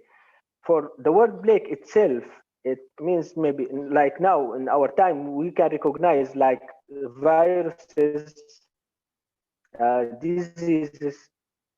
When this hadith for our generation, this is the first time we see a plague runs everywhere in the world, mostly Europe, United States, Asia, Arab countries, Africa, everywhere. And there is no way to treat it. Although we have all these hospitals, scholars, science, technology, but we see our limitation to deal with this threat. So some people, they start thinking like that. They start thinking maybe this is the plague which the Prophet Muhammad sallallahu alaihi wasallam foretold 1,400 years ago. Because when we see the other signs mentioned in the hadith that the Prophet passed away, this is one sign. The second sign, Jerusalem, that's the second sign. Now maybe this is the third sign. So this hadith is very effective in dealing with how people can understand what we are seeing now in different way. Here, they don't talk about technology, medicine, politics. They're just thinking about religion. Is it a sign or not? And this narrative is very effective. However, when we see now, like the word population, we have 7 trillion, around 8 now, and we see this is just one day ago. The number of cases of in the world, 50 million, number of deaths, 1 million and 2,000. It's not, if we compare it to the number of population of the world, it's not too big to constitute a threat for humanity, until now at least. So we know that scholars, they try to find a way to deal with it, but it's not that huge number. And we have the number of recovery. that's a good number and a good indication. Why I have this, the statistics, because now the historical process, how we can see this COVID-19 at the beginning, like we hear scholars argue that this is we have Allah has soldiers, including angels, viruses, and plagues. Like Allah, when He wants to punish people or a community, He may send plagues for them. At the beginning, the initial popular understanding, I remember this because maybe everybody remembers this. When COVID-19 first time we hear about it, it was in China, and just in China, this is first time we hear about it. So at that time, many scholars argue it's just the popular way. It's a punishment for China for the conflict with Uyghur minority in China. So it's just Chinese issue at the beginning of COVID-19. So it's no one thinks about eschatology, end of time is threat of humanity. It's just small, and people maybe just thought they will find a way to deal with it quickly. But after that, with the spread of COVID-19 outside China to Europe, United States, Africa, everywhere, then we have another different kind of thinking. So it's not a punishment for certain society or certain country. Scholars start talking about it's a punishment for humanity because we have the closing of masajid everywhere, the Hajj and Umrah stopped, everything closed. We have this kind of change in the public domain. Public, when they changed their opinion from punishment China to punishment humanity. This kind of thinking exactly what took my interest during the last couple of months, how people perceive, how people understand the end of times narrative, because this is a very strong narrative and people believe it as maybe it's the end of life everywhere. Here we reach to some conclusions because I believe I believe the religious narratives is the strongest among Muslims. Like when we see the Al-Quran, it has many narratives related to the past, the prophets in the past, some communities in the past, and the future. The Bible also has the same thing, especially the Old Testament. It's full of prophecies about future. The book of Daniel, the book of Ezekiel, it's all about the future, what's going on, what will happen in future. The book of Revelation in the New Testament, the last book in the New Testament, the book of Revelation, it's all about the future. Here, the future narrative, like COVID-19, it's a narrative like many other narratives we saw in the past, like the year 2000. Many people believed it's the end of life, the year 2000. So some they sold their properties, they stopped their activities because they believed it's the end of humanity. This was 20,000 years ago, 20,000 years ago. So this is the last one. Then we have some diseases like Ebola in Africa, cold flu, but it cannot constitute this kind of threat. Now we are living under COVID-19 umbrella. In this case, actually, it's we cannot think it's the end of humanity because we have to fight back. We know, like from Islamic perspective, Allah subhanahu wa ta'ala will not erase people this way because we have some way to reach the end. It's not by a plague which will remove everything, every life on earth. Here we have also we can conclude from our experience with COVID-19 as a religious narrative, the limitation of a human power. We can see the failure of technology and science to deal with it until now, mostly like we will reach a year, no way to deal with this. So this is a limitation of a human power. And we have a limitation of understanding tafsir, the text, sacred scriptures.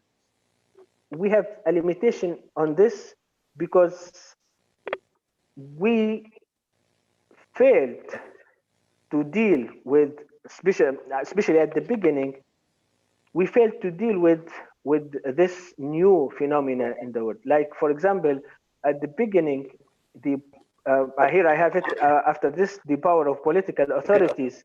At the beginning, the governments, they asked for complete closing. So they closed the masajid, they closed for Jum'ah prayer, closed Hajj, closed Umrah.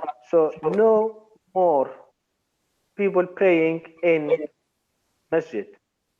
And we have, according to the text, they added to the adhan, they added as-salatu fi buyutikum or as-salatu fi rihalikum.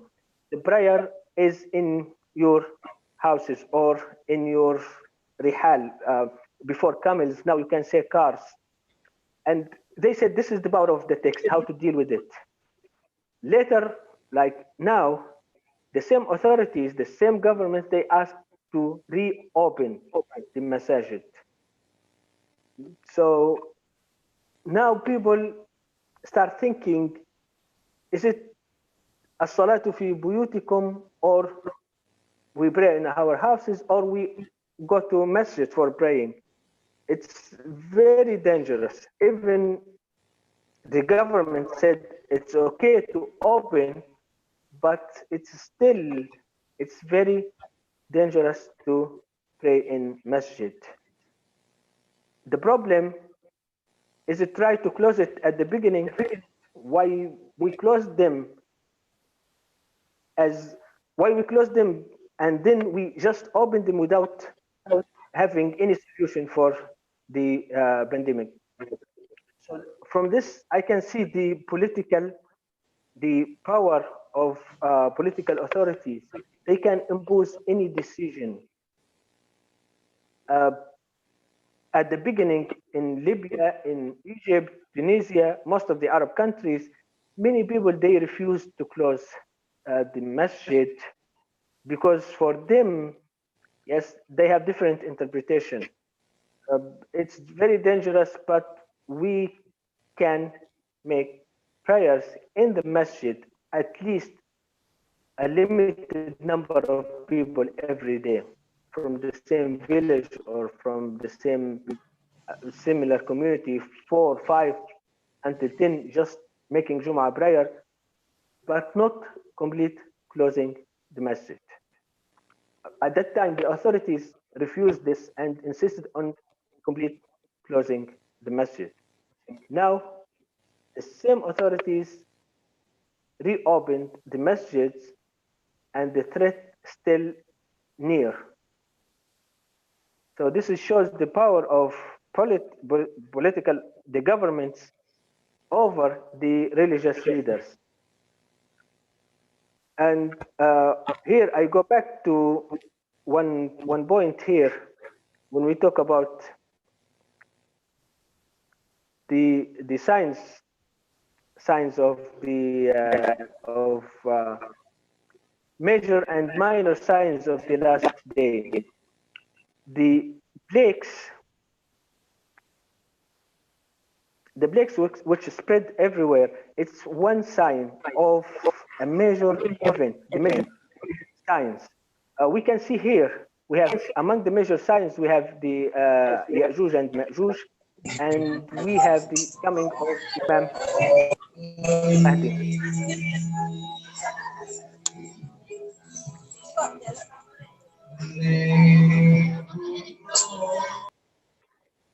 So the coming of Imam al-Mahdi, we can see it as a sign of the last battle. The last battle, we have Ya'juj and Ma'juj. In the Quran, Allah subhanahu wa ta'ala said, Inna Ya'juj wa Ma'juj mufsiduna fil ard. So they are committing fasad. And when Allah subhanahu wa ta'ala said, إني جاعل في الأرض خليفة قالوا أتجعل فيها من يفسد فيها ويسفك الدماء. So we have another a sign for fasad, corruption, making corruption. We have many people arguing that because of the corruption of humanity nowadays, they are corrupted compared to previous, like 1,000 years ago, 2,000 years, 3, 4, 5. Now we are human, we are actually corrupting everything, destroying nature, wars, everything. We are corrupting earth. So the Allah subhanahu wa ta'ala wanted to punish humanity because of this corruption. Exactly. This corruption will lead to the end signs and to create a new level in life by the coming of Imam Mahdi, the coming of Isa alayhi salam, and the Ya'juj, Ma'juj, and the Dajjal, the final battle. So for many people, it's a kind of for them it's a kind of waiting and seeing what's going on, and really it's a kind of strong belief among them. Many people, they are believing it's the end is near. Actually, this is one of the everywhere everybody talking about this, but they believe the end of is near because they give interpretation for this. Look at what's going on in universally. Something in China, like this virus, can spread everywhere in few days. Actually, the influence of globalization, the influence of technology, now making people think we will maybe will die because of the technology and science which we created ourselves. At the end of my presentation here, I would like to share some experience there in Indonesia before, wherever mostly in after Jumu'ah prayer, some masajid, you can find some people selling books. This book talks about Islamic eschatology, about the end, about the end battle, but actually there is no reference before to the plagues as a sign of the end. Maybe because at that time no one thought like this. Actually, it's really everywhere.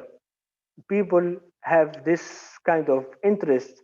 It's very effective. And thank you very much for having me and for this talk about COVID-19 and Islamic eschatology. Thank you, Wafik. Okay, thank you very much. Okay. Thank you, Wafik, for this wonderful presentation. And we get back to the interpretation of Hadith and also the other Islamic texts. Thank you for getting aspect there, and we have new interpretation of those texts. So now it is the turn for Professor Abdul Mustaqim But unfortunately, he cannot join us for today, but we have the videos of him um, presenting his presentation about Tafsir Maqasidi. But before I will introduce him for you all, Professor Dr. Abdul Mustaqim, SAK, MAK, is the professor of Tafsir from this university, and he the BA and doctoral degree from this university, Winston Kalijaga, but he's been abroad for presenting his works, academic works.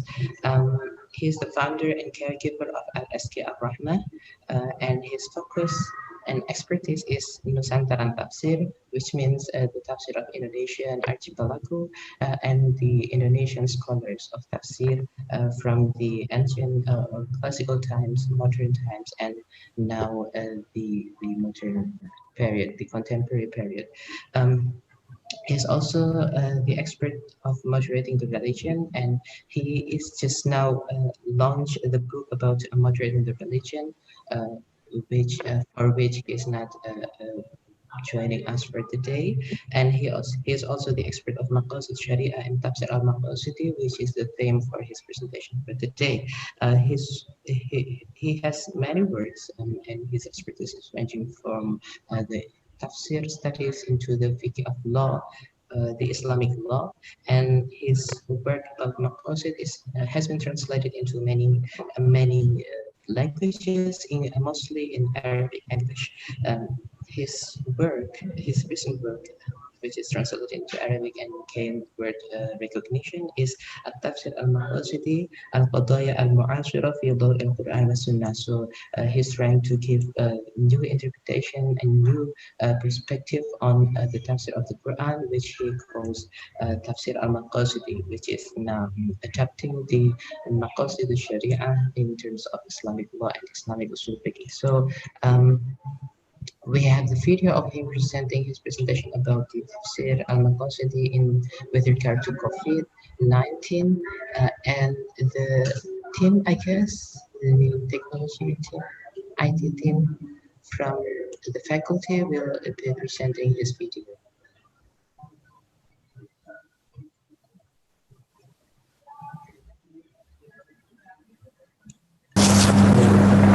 Sudah. Assalamualaikum warahmatullahi wabarakatuh.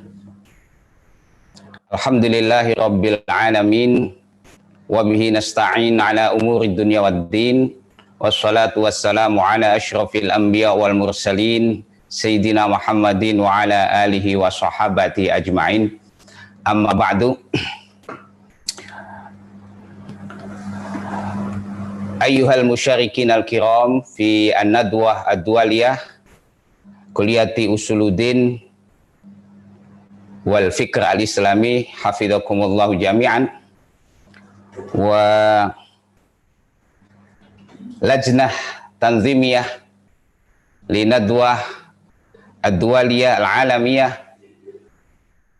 fi Kulliyati Usuluddin wal Fikr al-Islami kadzalika yakni al-mulqiyin wal mutahadditsin fi hadhihi nadwah ad-dualiyah. Awalan yakni al-Ustadz Dr. Abdul Majid Hakimilahi, wa kadzalika yakni al-Ustadzah Dr. Syafa'atun Al-Mirzanah, wa Dr. Muwafaq Mas'ud, wa Rais Al-Jilsah yakni Muhammad Duhalut Fillah Al-Magister, ya. Fi hadhil munasabah as-saminah awaddu an ulqiya maqalati al-mutawadhi'ah tahta al-mawdu' hifdzul bi'ah fi daw' manhaj tafsir al-maqasidi. Samihuli an ulqiya hadhil maqalah al-mutawadhi'ah bil lughah al-arabiyyah walau biqadril mustata' li'anni lastu natiqal lughah wa lastu arabiyan, lakin likay takun hadhihi an-nadwah al-alamiyah yani nadwah alamiyah dualiyah haqiqiyah fa ana sa ujarrib إلقاء هذه المقالة باللغة العربية بقدر المستطاع. الملخص يعني من القضايا المعاصرة الواقعية التي لا بد لنا من الاهتمام بها هي أزمة البيئة، لأن فساد البيئة يكاد أن يكون في ذروته وقد أصبح مقلقا في حياة الناس ومهددا لوجودها، ولا سبيل للخروج عن هذه الأزمة الشديدة إلا إذا أوجدنا أو وجدنا منظورا أو فهما جديدا للدين، بمعنى أنه لا بد لنا من موقف ديني مثالي جديد معاصر صديق للبيئة. لذا نحن الآن في أمس الحاجة إلى وجود نظرة جديدة تجاه البيئة التي نعيش فيها، وذلك لا يمكن إلا بمفهوم جديد في فهم وتفسير الآيات القرآنية التي تتحدث عن قضية البيئة، ألا وهو المنهج ألا وهو منهج التفسير المقاصدي. ما هو يعني منهج التفسير المقاصدي أيها المشاركين الكرام؟ وهو نوع من أنواع التفسير أو اتجاه من اتجاهاته يركز على الكشف عن الأبعاد المقاصدية، سواء من جانب مقاصد القرآن بصفة عامة ومقاصد الشريعة بصفة خاصة، ويكون ذلك من خلال دراسة موضوعية في الآية القرآنية المتعلقة بموضع البيئة المنتشرة في سور متعددة، حيث يبين المفسر دلالتها ومعانيها ومقاصدها ومقاصدها المتكاملة ليصير مفهوم القرآن الكريم مفهوما موحدا لا جزئيا، ويصبح مفهوما صديقا تجاه البيئة الطبيعية.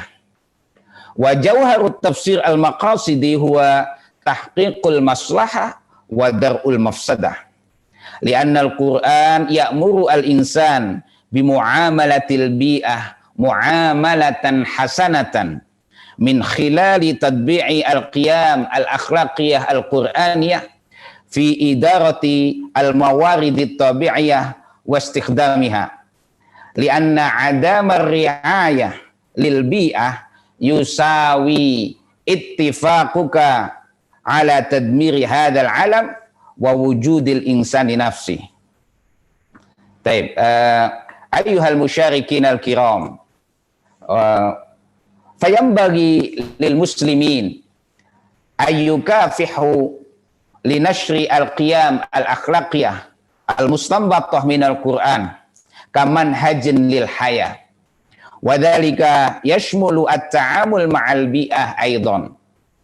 هذا البحث المتواضع يحاول الإجابة عن سؤالين مهمين، وهما أولا كيف كان تصور القرآن للبيئة، وثانيا كيف يفترض أن تكون المعاملة المثالية مع البيئة والتي تعكس العلاقة المثالية فيما بين الإنسان والبيئة الطبيعية حتى تكون هذه الحياة في انسجام وسلام. فمن خلال منهج التفسير المقاصدي توصلت إلى النتائج التالية. أولا، في منظور التفسير المقاصدي إن البيئة الطبيعية هي آية من آيات الله. البيئة التي تمثل في كلمة الأرض في القرآن هي مكان لتحقيق مهمة رسالة الخلافة wal bi'ah aidan hiya manzilatil jar wa unsurun muhimun li hifdhi hayatil insan wa jami'il makhluqat fala budda min ri'ayatiha haqqar ri'ayah inna ri'ayatal bi'ah wa hifdhaha min lawazimil hayah bal min min wajibatid din wa dzalika imma min janibil wujud wa imma min janibil adam wa fiha aidan maslahah 'azimah laisa faqat li istimrariyati hayatil insan wa innama li jami'il makhluqat fabiduniha ay biduni ri'ayatil bi'ah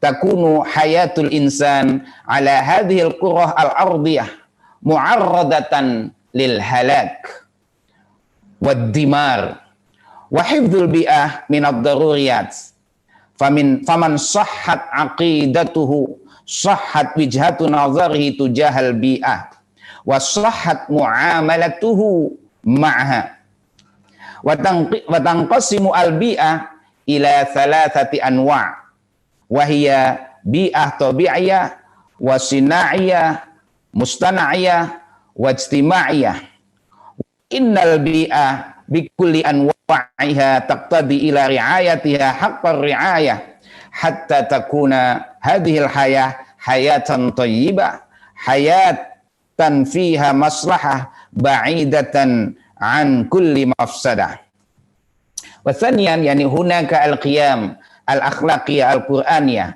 allati la budda min an yaslukaha an-nas fi tasarrufatihi wa mumarasatihi wa mu'alamatihim fi tasarrufatihim wa mu'amalatihim ma'al bi'ah li ajli tahqiqil maslahah wa dar'il mafsadah wa hiya adam ifsadil bi'ah wal 'adl wal ihsan wat tawazun fi istikhdamil mawarid at-tabi'iyah. Hadhihi yani madza mulakhas min maqalati fa samihu li an astamir fi hadhihi madza tahdiri hadhihi al-maqala yani ma huwa at-tafsir al-maqasidi awalan yani at-tafsir al-maqasidi huwa kama qultu sabiqan naw'un min anwa'it tafsir wattijahun min ittijadi yubhath aw yabhath fil kashfi 'anil ma'anil ma'qulah wal ghayatil mutanawi'ah allati taduru haula al-Qur'an kulliyan aw juz'iyan ma'a bayani kayfiyatil ifadati minha fi tahqiqi maslahatil ibad. Hadza kama yani sawwarahu ad-Dr. Wasfi Ashur fi kitabi Nahwa Tafsir Maqasidi lil Qur'an ru'yah ta'sisiyah liman jadid fi tafsir al-Qur'an. Nah, طيب أنا أزيد عن هذا التعريف أن التفسير المقاصدي يتبنى على أساسين وهما يعني مقاصد القرآن. ما هو مقاصد القرآن؟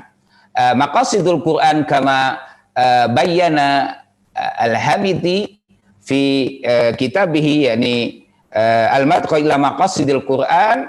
مقاصد القرآن على ثلاثة أنواع. أولا يعني ما يسمى بصلاح الفرد يعني جعل كيف يكون العرف يكون للفرد يعني فيه مصلحة. وثانيا ما يسمى بصلاح المجتمع. وثالثا يعني ما يسمى بصلاح العالم. هذا هو مقاصد القرآن. وأما مقاصد الشريعة ya قال العلماء السابقون يعني ما يسمى بأصول الخمسة وهي يعني حفظ الدين هذا أول وثانيا يعني حفظ النفس وثالثا حفظ العقل ورابعا حفظ النسل وخامسا حفظ المال وأنا أزيد يعني اثنين يا حفظ الدولة. نحن في إندونيسيا خاصة يعني لا بد لنا من حفظ الدولة وهذا مهم جدا يعني جعل هذا البلد بلد إندونيسيا بلدا آمنا بلدا سالما من كل مفسدة بلدا موحدا أو ما يسمى بNKRI. وهذا أيضا يعني يوجد فيه مدى جذور تاريخية في مدى وثيقة المدينة، يعني في فصل الثالث والأربعين يوجد هناك يعني بيان وإن بينهم النصر على من دهم يثرب. Ya. Qala yani Rasul sallallahu alaihi wasallam fi wathiqatil Madinah wa inna bainahum ay bainal muslimin wa ghairil muslimin ya an-nasru ya ala Yathrib ya. Wa inna bain an-nasru wa inna bainahum an-nasra ala an-nasra ala man dahama Yathrib ala man hajama Yathrib la budda lana min an-nasr ya wa difa anil bilad ya kadzalika fi Indonesia. Wa yani sabian hada yani ma yusamma bi hifdhi al-bi'ah wa hada nahnu al-an bi sadadi hadhihi madha hadha al-hiwar. Taib ayyuhal musyarikin al-kiram ya wa yasluk al-mufassir fi manhaj at-tafsir al-maqasidi yani aidan yani huwa sayasluk manhaj at-tafsir al-mawdu'i حيث أن يجمع المفسر الآيات المنتشرة في سور متعددة ثم يفسرها تفسيرا موضوعيا موحدا متكملا ويبين المفسر دلالتها ومعانيها ومقاصدها المتكاملة ليصير مفهوم القرآن مفهوما موحدا لا جزئيا ويصبح مفهوما صديقا تجاه البيئة الطبيعة. طيب أستمر بعد قليلا. الآن يعني كيف تصور القرآن للبيئة؟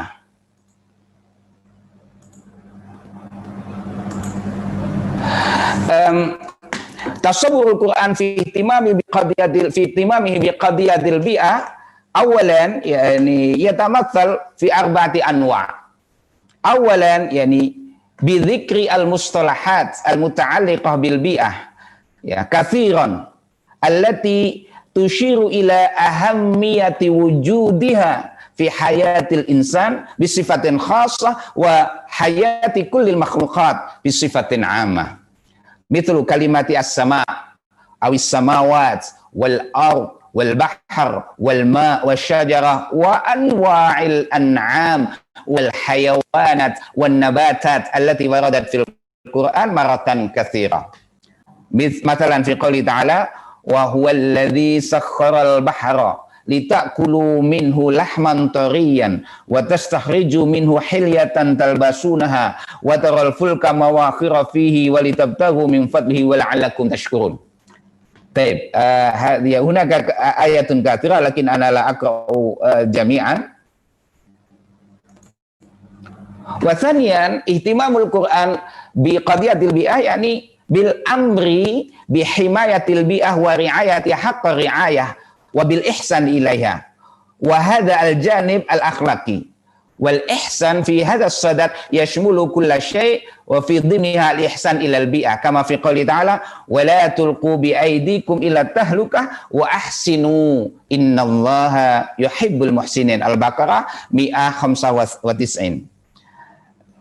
Wa kadzalika yani yujad qaulun Nabi sallallahu alaihi wasallam fi hadithi alladhi rawahu Muslim innallaha katabal ihsan ala kulli syai' wa fi dhimni ma'na al ihsan yani al ihsan ilal bi'ah. Baik, ayyuhal musyarikin al kiram wa thalithan yani ihtimamul Quran bi qadiyatil bi'ah yani bin nahyi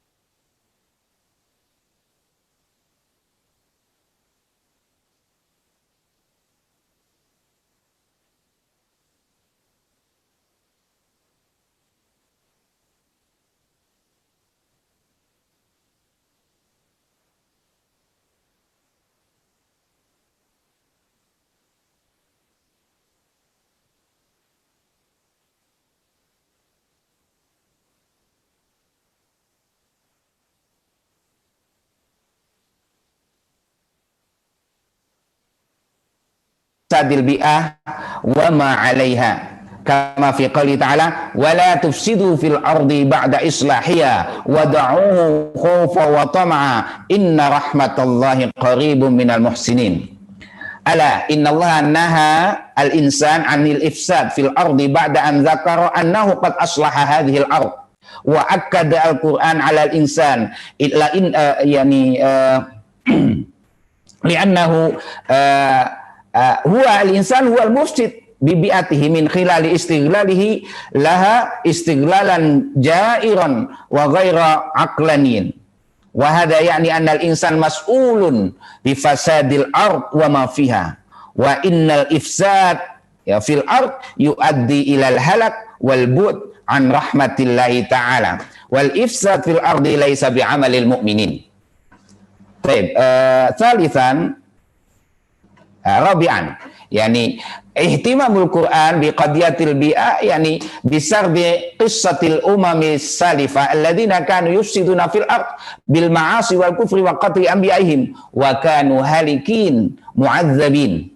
Falidzalika yani bi hadhihi al qissah la budda lana min an na'tabiruha wala wala yani nattabi'u sulukahum fi hadhihi al hayah.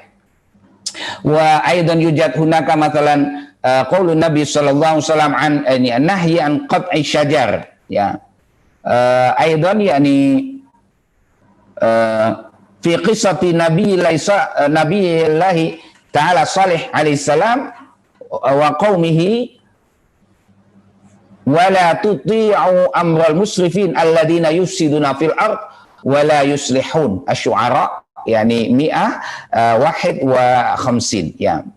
Wa'tabar al-Quran aidan Fir'aun yani huwa minal mufsidin li'annahu ala fil ardi kama fi qouli ta'ala inna fir'auna ala fil ardi wa ja'ala ahlaha syi'an yastad'ifu ta'ifatan minhum yudhabbihu abna'ahum wa yastahyi nisa'ahum innahu kana minal mufsidin. Baik, hal baqiya li yani waqt kam yani berapa menit lagi? Ya. 5 daqaiq taib ya. Aqsamul bi'ah fil Quran ya. Ba'da an jama'tu al-ayat al-kathirah al-muntashirah fi suwarin muta'addidah ya tawassaltu anna al-Quran ya tatahaddath 'anil bi'ah wa tanqasimu ila 3 anwa'. Wahia awalan ma yusamma bi'ah tabi'iyah. Wahia al-bi'ah allati khalaqaha Allah Ta'ala kal hawa, al-ma, wal ard, was sama, wal jibal wa ma ila dhalik. Wahia anasir mawjuda qabla wujudil insan.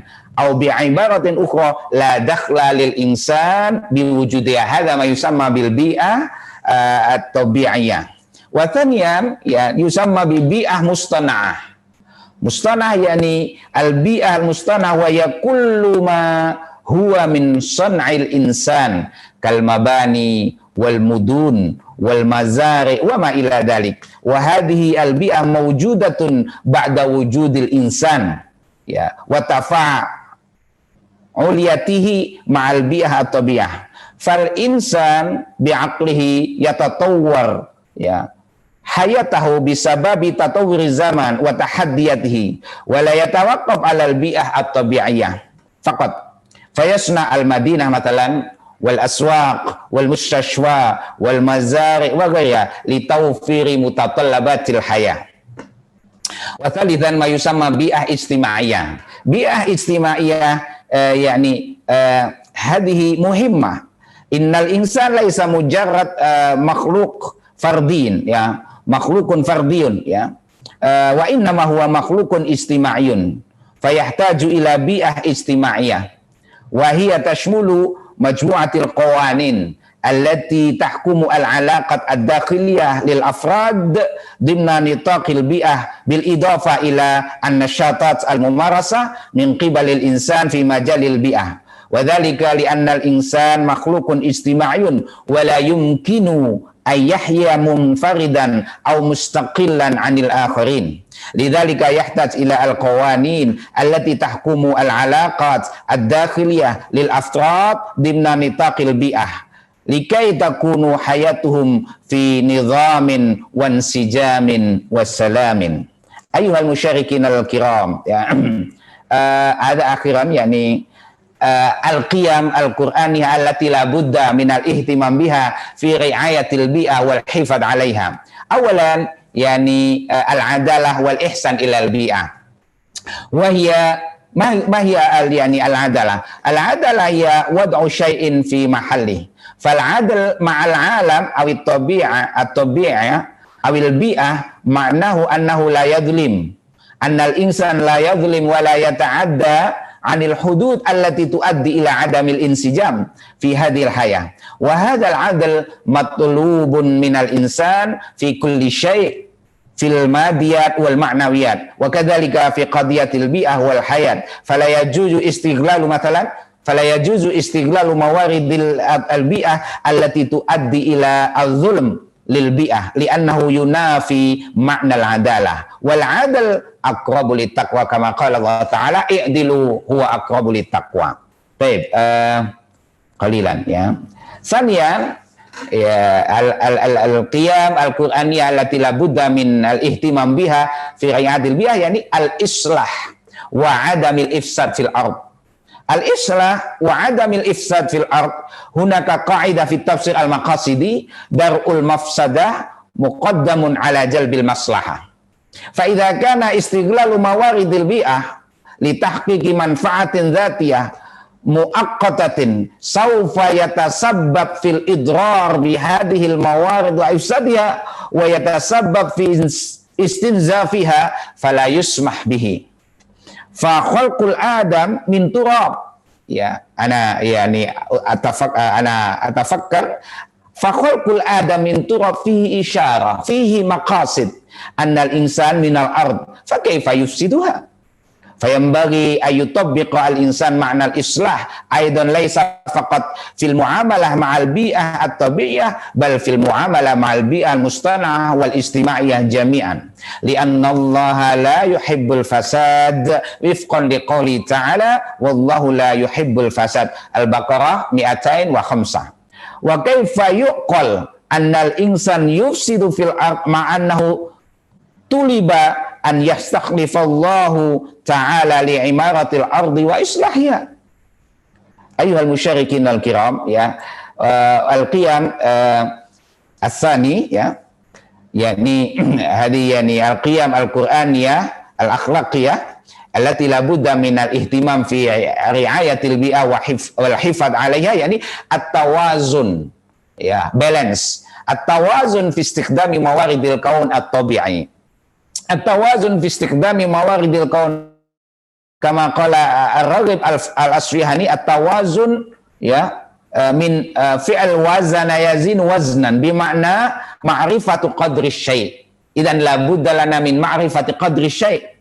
Wa tawazun yakni mura'atul mu'addala fi jami'i ma yataharrahu al-insan min al-aqwal wal af'al wal mumarasat.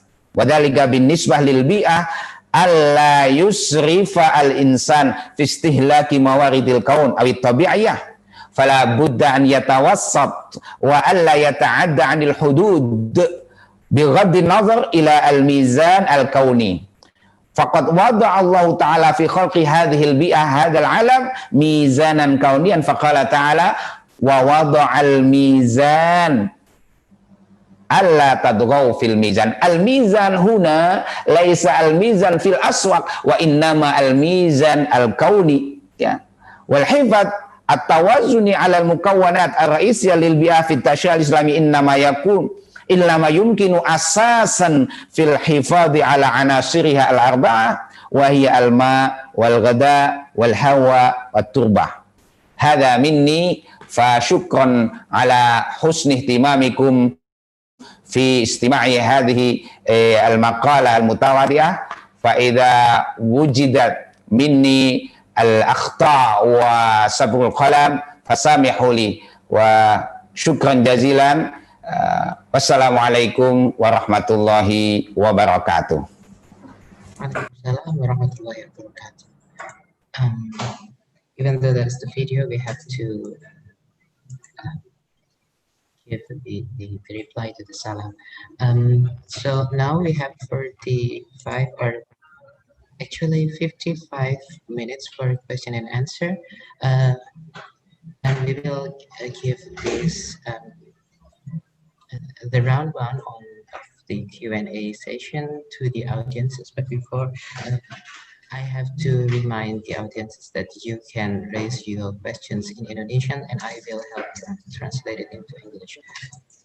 Bagi peserta nanti bisa pertanyaan dalam bahasa nanti tolong disebutkan nama, kemudian ditujukan ke siapa, nanti saya bantu untuk menerjemahkannya ke dalam bahasa Inggris. Dan sebelum itu saya akan memberi semacam kesimpulan because the participants keeps coming in the end of the video of Pak Mustaqim, so maybe they don't have any chance to listen to the previous presentation, so I will give a kind of resume or just kind of brief notes for the previous presentations. Maybe this will be in Indonesian. Sambil saya membacakan resumenya, Anda bisa menyiapkan pertanyaan. Tolong nanti raise hand saja, dan nanti saya bisa memberikan kesempatan untuk Anda. Yang saya akan menjelaskan ini bukan dalam urutan waktu saja, tapi dalam urutan penjelasannya saja. Ada dua kubu menurut saya hari ini. Di kubunya Bu Syafa ada ide untuk merespon, bukan merespon, tapi mengkaji respon orang tentang ibadah yang sudah dimediasi dan sudah disembodied. Saya tidak tahu istilah bahasa Indonesianya apa, tapi disembodied itu tidak ditubuhi kalau dalam terjemahan literalnya. Harus ada media untuk kita melakukan ibadah, dan itu tidak dianggap hal positif oleh beberapa kalangan Muslim, tapi sebenarnya apa yang dihadapi mereka itu bisa diinterpretasikan dengan cara yang berbeda. Bisa menjelaskannya dengan sangat baik untuk meredefinisi aksis mundi kita, dan kita bisa berdasar pada beberapa cerita Sufi, salah satunya Rabi'ah Adawiyah tentang Ka'bah itu.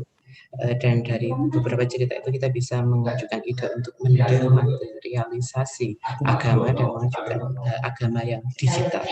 Dan agama yang digital ini sebenarnya bisa dipandang sebagai undangan di beberapa kalangan Muslim yang sebelumnya tidak bisa mengakses agama, untuk sekarang bisa lebih accessible terhadap agama. Dan untuk melakukan itu kita harus mendestruksi boundaries, batas-batas ilmu pengetahuan, yang salah satunya adalah dilakukan dengan health literacy, memperdalam literasi kita tentang kesehatan yang tidak kita miliki selama ini, dan itu berkaitan dengan apa yang disampaikan oleh Pak Hakim Ilahi tentang poverty, kemiskinan kita dalam hal literasi dan education. Tidak banyak orang Muslim yang memiliki dalam literasi tentang kesehatan. Padahal seperti dibilang Bu Syafa, illness is unified. Sakit itu bukan hal yang baik, tapi kalau bisa dipahami dengan baik, sakit itu bisa mempersatukan kita. Dan di kubu yang lain ada Muwafiq bersama Pak Mustaqim. Muwafiq nanti mengajukan ide untuk melihat fenomena Muslim yang menganggap pandemi ini sebagai salah satu minor signs, tanda-tanda kecil dari adanya kiamat, dan nanti itu bisa dikaji lebih lanjut bagaimana itu ada di dunia eskatologi.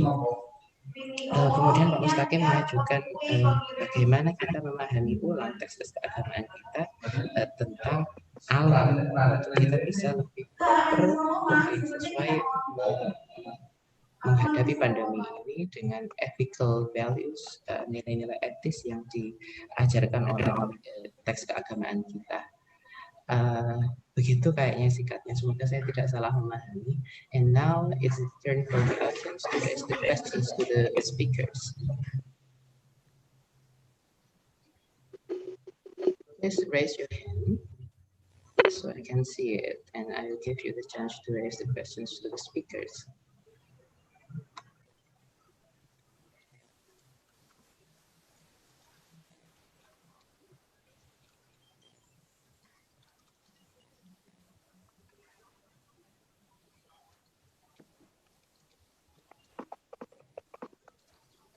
I see one participant raising hand.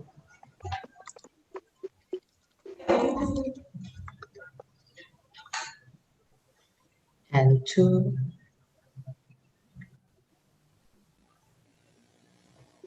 I wait for the others to raise their hand. So please, Mohsin Nur Alim. Yeah. Yeah.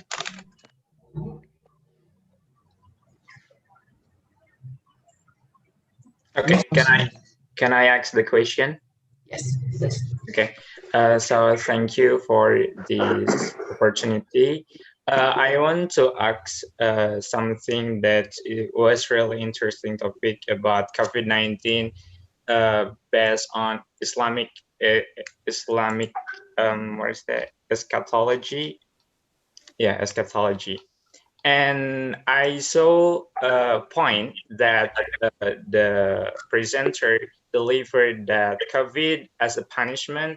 In that point, he explained that COVID is one of the punishment for humanity.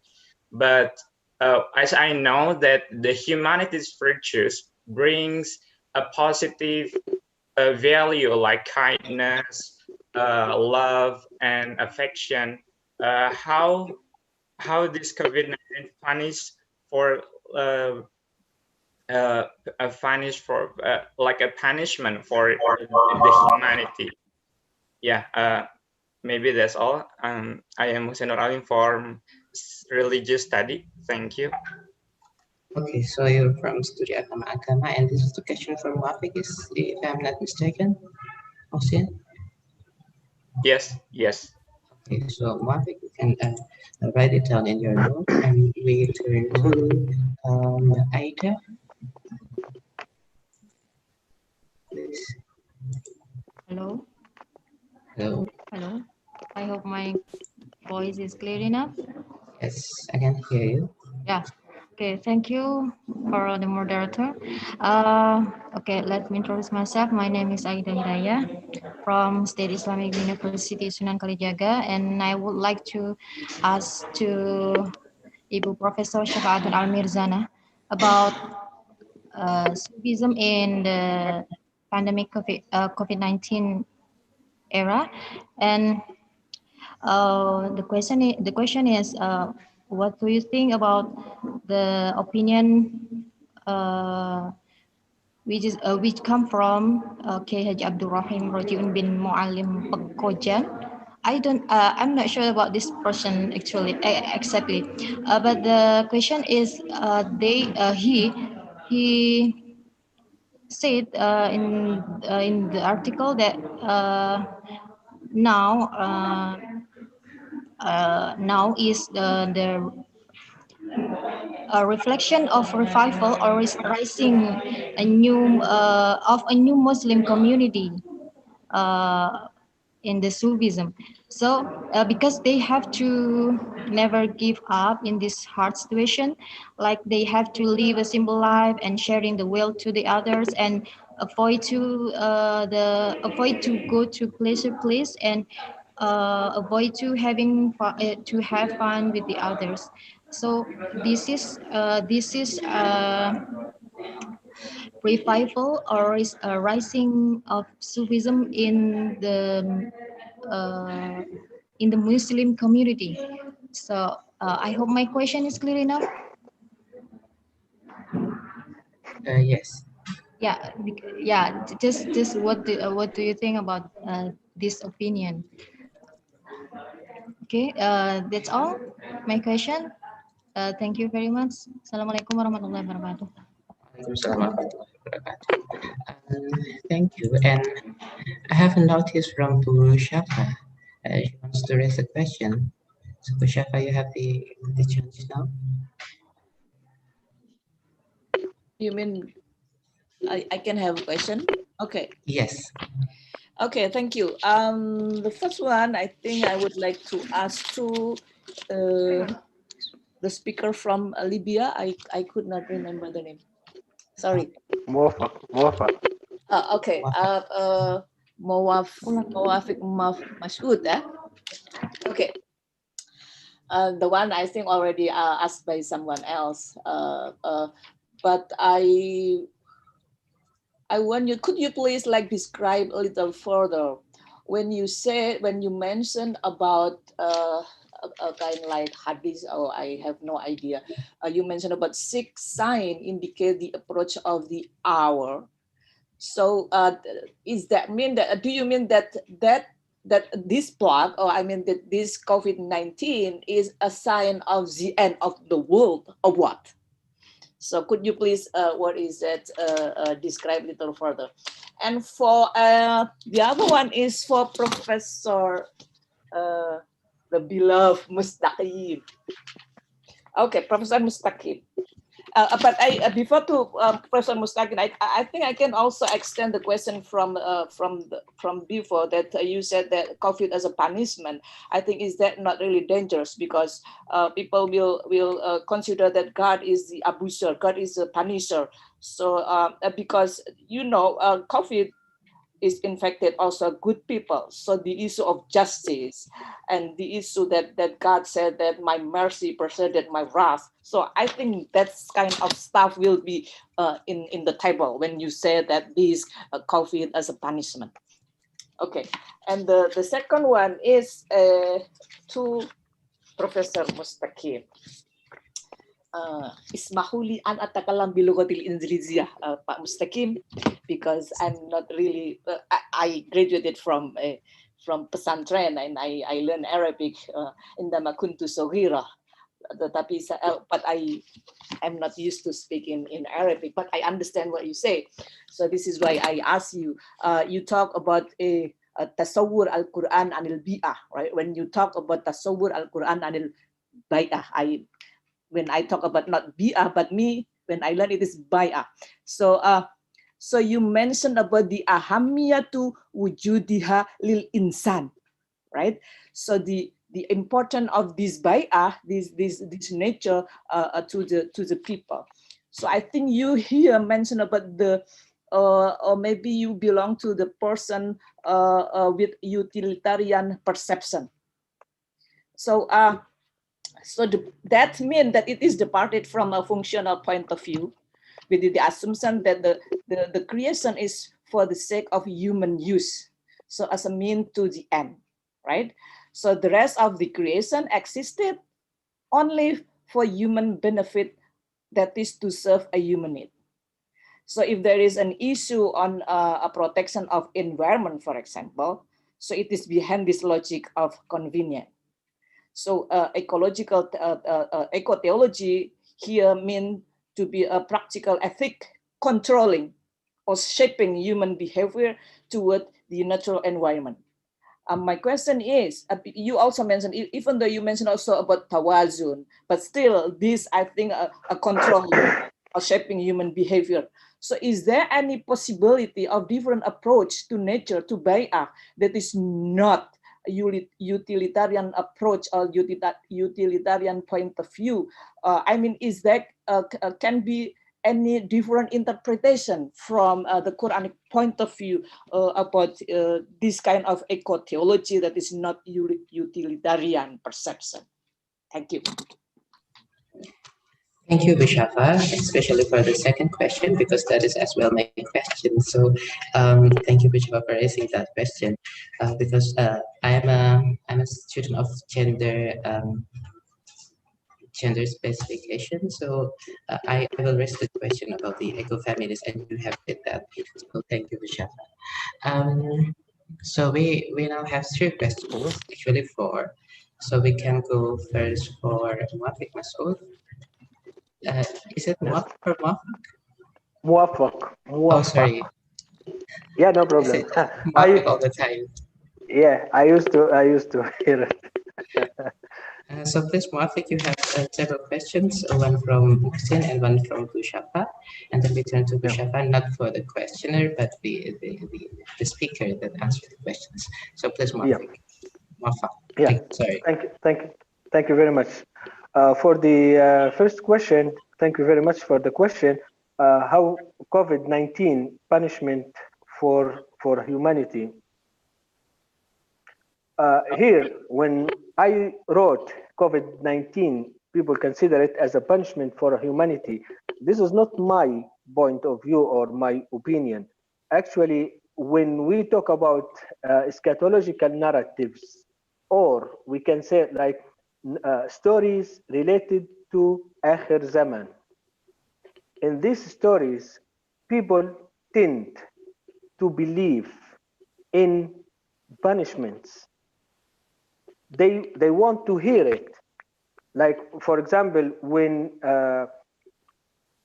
you say it's a punishment at the beginning, we have good people living everywhere in China, in Europe, in Africa, in Asia. But those who create stories related to the end of times or stories related to Akhir Zaman, they want to use the term punishment to justify what's going on. So like when you ask anyone why Allah subhanahu wa ta'ala sent this virus to humanity, the answer, of course, for ulama, if you ask any sheikh, one from the ulama, this question, he will say it's a kind of punishment.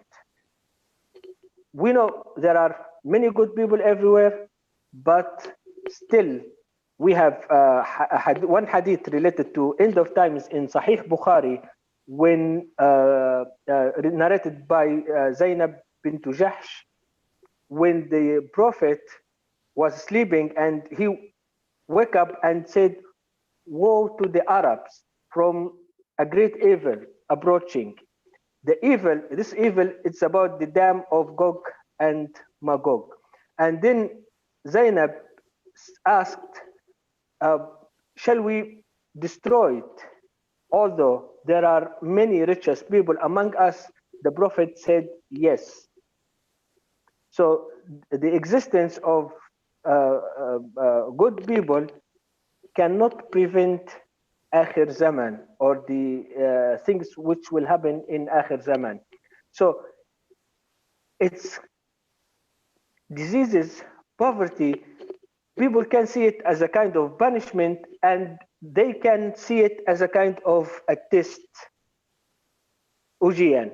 So it's a test for believers and a punishment for unbelievers. So this is how many people see it. When for the second question,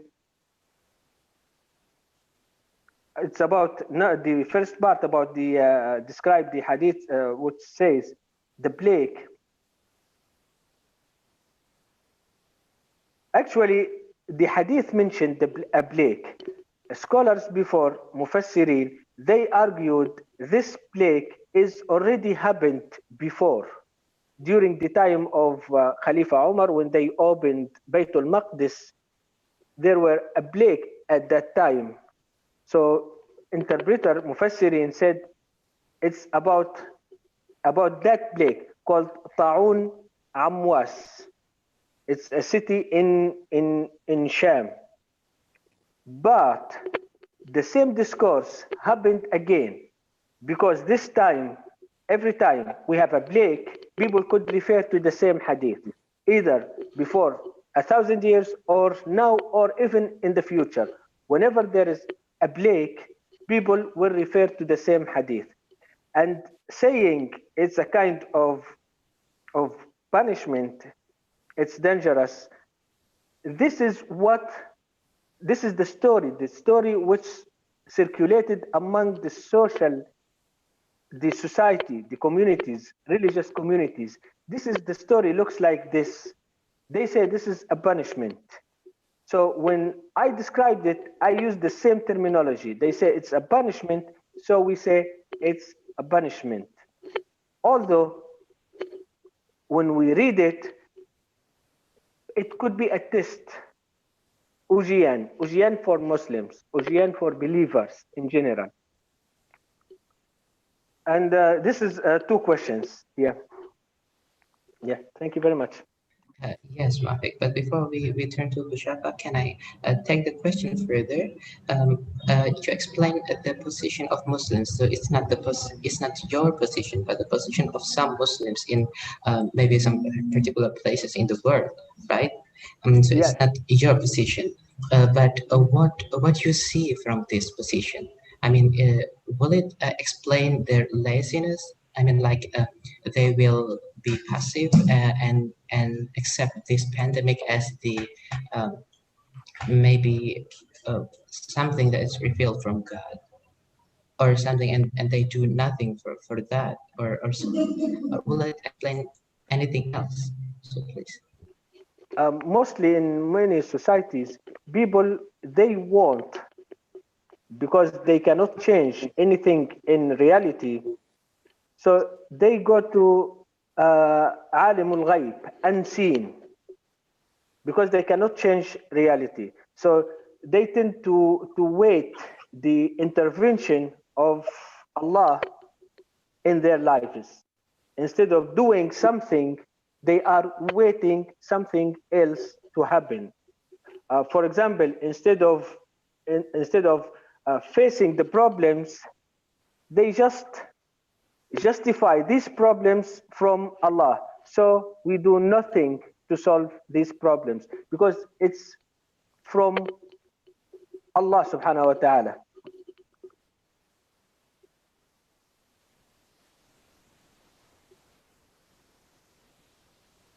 Okay, that explains. So it is.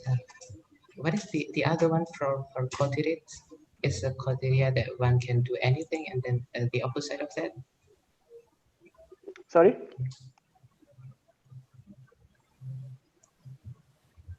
Maybe the one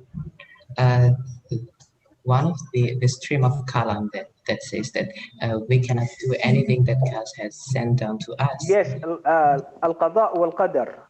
Okay, so one is predestined by Allah subhanahu wa ta'ala, the other one, so we have to accept it, you cannot change it. So like in this disease, this virus, because we can do nothing for it, so it's like we just wait our end.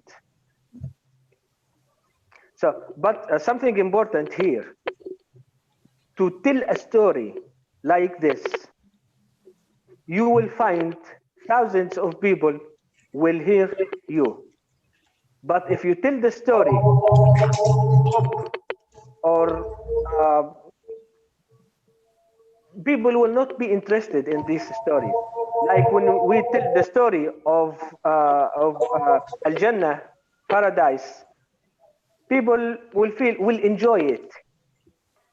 But when you tell them about An-Nar, hellfire, what's going on there, people tend to hear it because it's very active. It's very interesting story to hear about what's going on in hellfire rather than paradise. In paradise, people just sitting, doing nothing, eating, drinking, and enjoying life. In hellfire, there is punishment, crying. So people tend to watch punishment, crying, rather than watching people doing nothing, just eating and drinking. Okay, thank you, Mafik. So it's the turn for Pushafa. Okay, thank you. My question, I mean the question from Aida, right? First of all, please accept my apology because I knew nothing about the case in Pekojan, about someone who mentioned about that. But the point here is, when you said that a prohibition of going somewhere, or prohibition of going to the mosque, for example, or what we call now self-distancing or quarantine or many things, something like that, that become what you call a revival of the cause for revival of a new Muslim community or new Muslim community in Sufism. I knew nothing about this, but I think we have to be more careful in examining the phenomenon like this. Before talking about this, I think I have to mention that in general, the reason for Sufism to emerge actually is, if we refer to someone like Victor Denner, for example, he said that the reason for Sufism to emerge is the increasing formalism of ulama. So that formalism that led to creation of school of jurisprudence on the one hand, for example, but on the other hand, it's also a creation of the abusive conclusion that the doctor of law was the unique interpreter of the revealed message. So this why, according to Victor Donner, this is the reason for Sufism to emerge. That is the increasing formalism of ulama. So it seemed like the gradual reduction of Islamic message to its exoteric aspect. I think the same also what Fazlur Rahman said, that the reason for Sufism to emerge is a reaction against legal formulation of Islam, that the early pietist asceticism changed into what technically known as Sufism right now. Now, coming back to your case, as I mentioned to you, we have to be more careful in examining this. I can give it to you the example. For example, a long time ago, Nancy Hefner, when she did research on jilbab, for example, on scarf, in the secular university in UGM, for example. 1970s, she said it is only 1% for the student wore scarf or jilbab.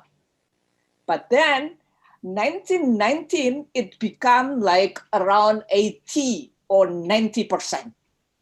So she said, wow, this is an Islamic resurgence. So this is what in her mind. But then when she come into the field, this is nothing to do with religion. So this is why I said to you, we have to be more careful. What is this revival? What is the reason for this revival of new Muslim community that you mentioned in Pekojan, for example? The same when I was doing research in Bali, for example, I thought there was a fundamentalist Hindu revival, because there is a certain place that it is belong to a Catholic school that is prohibited of using the name from a Hindu term, for example, like that. But then when I go to the field, this is not a resurgence, is not revival at all. It's nothing to do about that. So I think this is what I can say about what you said. So we have to be more careful in examining this. So I don't know if I have time, I need to go and see to the field, what is this? What is that reason that for this Muslim community, for the revival of this Muslim community? Is it because of this prohibition, or is it because of the plague, or what we call COVID-19? So because of the quarantine or something like that, or there is something else? We need to make sure about this. I think that is. Thank you. Okay, thank you, Shafa. Unfortunately, Pak Mustaqim is not joining us here. He said earlier that he will come and join us after the agenda over there is done, but we have no clue about that yet. So, unfortunately, Pushafa, your question and mine as well is not going to be answered soon, but we hope Pak Mustaqim can join us in the last minutes. And now we go to the second round of the question and answer session, and we already have 2 questions in the chat room. It is addressed for all the speakers. The first one is from Hajril Fauzi. He asked, is the pandemic really the warning of God? Maybe this question has been raised and has been answered by the speakers, but this is the question from Fauzi. And the second one is from Hajril. Hajril asked, he describes first that the pandemic can cause laziness.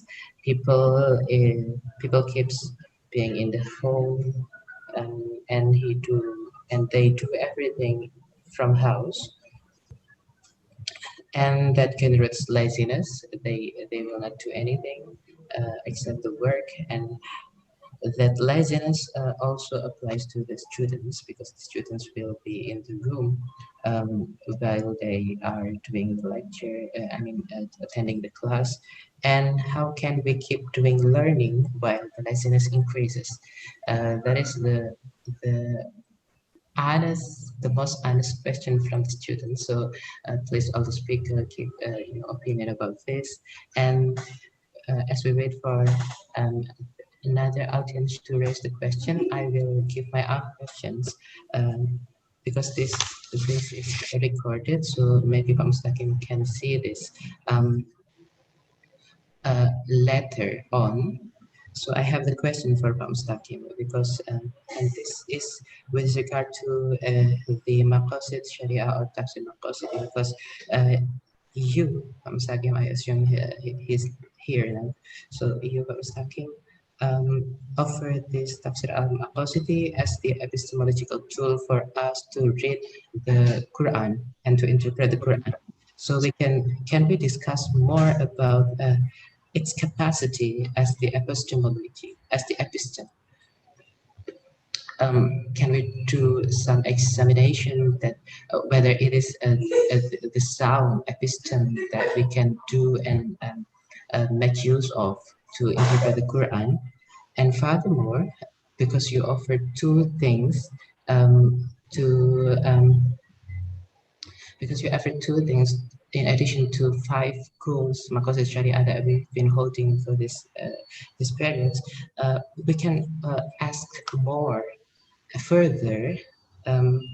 Will it be as foundational as the 5 former Maqasid Sharia that we've been holding for maybe 1,400 years? Is that foundational? Will they be as foundational as the former 5, or will it need some additional basis, epistemological basis, to be as foundational as the 5? That's my question for Mustaqim. And because the audience is not yet to raise their hand, so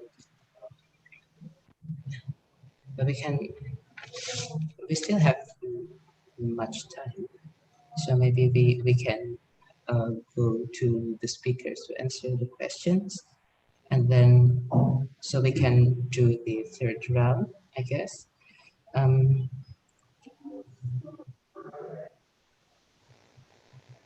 Bu Syafa or Pak Hakimullah or Pak Muafiq? There are 2 questions. Okay. First. I think the first question, I think Pak Muafiq already mentioned about the pandemic as a warning from God, or maybe we can say this is a kind like a test, right? You already mentioned about that, Pak Muafiq. So you can consider that maybe it is a test for us, right? Because there are like what Professor mentioned, talk about damaging the nature. Like, so because of this, I think we really need to reconsider how we treat our nature. Something like that. So it can be a warning or can be a test.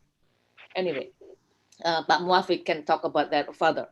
So the second question about laziness, I think this is the problem for you, a student. So I think I already mentioned before how to remain healthy and resilient during the COVID-19. So staying at home doesn't mean that you have to be lazy.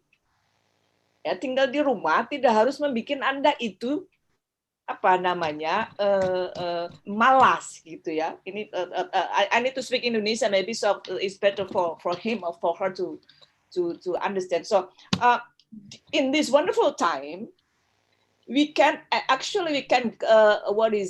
develop a stronger relationship with God. Justru dalam kondisi yang kayak begini, jangan bermalas-malasan dong di situ. Kita itu bisa bikin semacam kita bisa mengembangkan a stronger relationship, hubungan yang lebih kuat dengan Tuhan. Yaitu apa? Concentrating on personal religious activities. Mungkin selama ini Anda sibuk belajar, ya toh? Wah, sibuk ke kampus, ada tugas ini, ada tugas itu gitu kan. Itu normal life dulu sebelum COVID barangkali. You are so busy. So there is no time for spiritual matter. Mungkin nggak ada waktu untuk merenung diri, nggak ada waktu untuk hal-hal yang sifatnya spiritual, gitu ya. Nggak ada waktu untuk hobi, boleh jadi. Lah ini waktunya Anda untuk mengembangkan hobi, boleh jadi. Housework, ya kan? Bagaimana Anda mungkin selama ini nggak pernah kerja di rumah, nggak pernah yang orangnya sudah punya istri, sudah punya anak, nggak pernah itu bantuin istri di rumah, bantuin anak, pokoknya itu urusan istri, dipikir begitu. Ya kan? This is the time. Atau recreational activities, ya kan, ada aktivitas rekreasi, social and family activities, mungkin di setiap hari bagaimana bercengkerama dengan keluarga, dengan teman dan lain sebagainya, yang itu boleh jadi ketika sebelum COVID, ketika normal mungkin nggak pernah terjadi, boleh jadi di situ, ya kan? Sehingga saya kira justru di sini laziness jangan deh gitu ya. Justru coronavirus atau apa misalnya di dalam ayat, di dalam surat atau di kitab suci apapun itu kan ada ungkapan love your neighbor as yourself. Cintailah tetanggamu sebagaimana dirimu sendiri. Nah, Nabi Muhammad, Buddha, agama Hindu, penulis Hindu atau agama yang lain, saya kira hampir sama di situ. Justru di sini di waktu coronavirus pandemik atau tidak di situ kita itu kan diinstruksikan untuk mencintai tetangga atau care terhadap tetangga, terhadap orang lain itu sebagaimana kita care terhadap diri sendiri. Maka ketika Anda di rumah misalnya spend time at home thinking about family, thinking about friend, thinking about members of your congregation misalnya kelompoknya Anda bikin apa, itu waktunya Anda untuk berpikir, mikir keluarga, mikir teman, mikir kolega ya, teman-teman di tempat kerja atau lain yang mungkin boleh jadi mereka ada dalam kondisi maybe at risk for social isolation. Ya, boleh jadi mereka karena isolasi di sini karena self distancing, boleh jadi mereka dalam kondisi yang tidak enak gitu ya, ada berisiko atau mungkin emotional heart problem. Mungkin secara emosional, saya kok kangen nggak pernah ketemu dan lain itu kan heart problem, emotional. Sehingga itu kita bisa lakukan di situ. Bagaimana kita memikirkan orang itu, kita peduli dengan orang itu. Mungkin ini waktunya saya untuk calling dia, untuk memberi istilahnya membuat mereka itu tenang, membuat mereka itu comfortable dan lain sebagainya. Itu banyak bisa dilakukan. Ya kan, apalagi misalnya orang-orang yang mungkin sekarang need economic needing gitu ya, dalam kondisi ekonomik yang circumstances yang kayak begini, kondisi ekonomi yang begini ini, saya kira kita bisa membantu, misalnya picking up the food. Nggak usah malas-malas kan, Anda nggak sekolah, bantu picking up the food atau medical supplies bagi mereka yang membutuhkan, misalnya grocery-nya atau tokonya dekat, Anda bantu di situ. Driving to person home di situ bagaimana? Itu kan suatu perbuatan yang mulia, ya kan? Walaupun Anda staying at home bisa dilakukan itu. Sehingga jangan deh menjadi nggak peduli sama orang lain. Gitu ya, saya kira. Tapi di samping itu juga, saya kira Anda harus juga bisa, justru ketika staying at home itu Anda pay attention to physical health. Exercise. Olahraga dong, biar sehat. Sleep-nya juga harus benar, jangan mentang-mentang karena di rumah tidur melulu, ya jangan juga gitu kan. Control weight gitu kan, sehingga nanti gambarannya kan biasanya orang, wah ini pulang habis selesai COVID, gendutnya luar biasa, karena Anda tidak control weight. Tidak exercise gitu kan, Anda sleep melulu gitu. Vitamin D, jalan-jalan dong kena matahari pagi-pagi itu, bagaimana Anda nangkap matahari dan lain sebagainya. sebagainya di situ, sehingga Anda tidak melapar dan juga jangan sampai hydration. Tapi juga jangan lupa tadi spiritual health. Stay spiritually healthy. Develop and nurture a close relationship with God. Jadi tetap di situ Anda stay spiritual healthy, kembangkan di situ dan dewasakan bagaimana hubungan yang lebih dekat dengan Tuhan itu. Mungkin selama ini Tuhan hanya dianggap sebagai hubungannya Anda dengan Tuhan itu, kalau saya ngajar tasawuf itu, kita selama ini mungkin hubungannya Tuhan dengan hamba Tuhan jauh. Anda ketemu Tuhan hanya ketika butuh doang gitu misalnya. Nah, sekarang bagaimana itu dibikin itu close relationship with God. God itu adalah beloved, Anda sebagai lover, itu bahwa Tuhan itu sebagai yang harus dicintai dan lain sebagainya, itu boleh jadi. Karena di situ saya kira itu akan enhance physical health and resistant to infection. Anda sehat di situ, sehat fisik, sehat spiritual, itu justru akan meningkatkan bagaimana Anda resisten terhadap infeksi. Sementara juga Anda spreading God love to others. Nah, itu saya kira yang bisa saya jawab ini untuk mahasiswa satu ini yang jangan malas-malas ya di rumah. Terima kasih. Thank you, Bu Shafa. It's a very strong statement, so please be noted. And Moffat, please. Yeah, thank you very much. For the second part, we are enforced now to stay at home, doing mostly. If you have something to do, like education, like studying, you have something. But when we talk about the whole community, not just certain groups like students, teachers, they have something to do. But for the elders, old people, they have nothing to do at home. It's very difficult for them to stay many days doing nothing. They cannot study, they don't have laptops, smartphones, Facebook, social media. So for these groups, it's life. They want social interaction. Yeah, for Bu Shafiatul Mirzana, thank you very much for your advice for your students. They should think about it.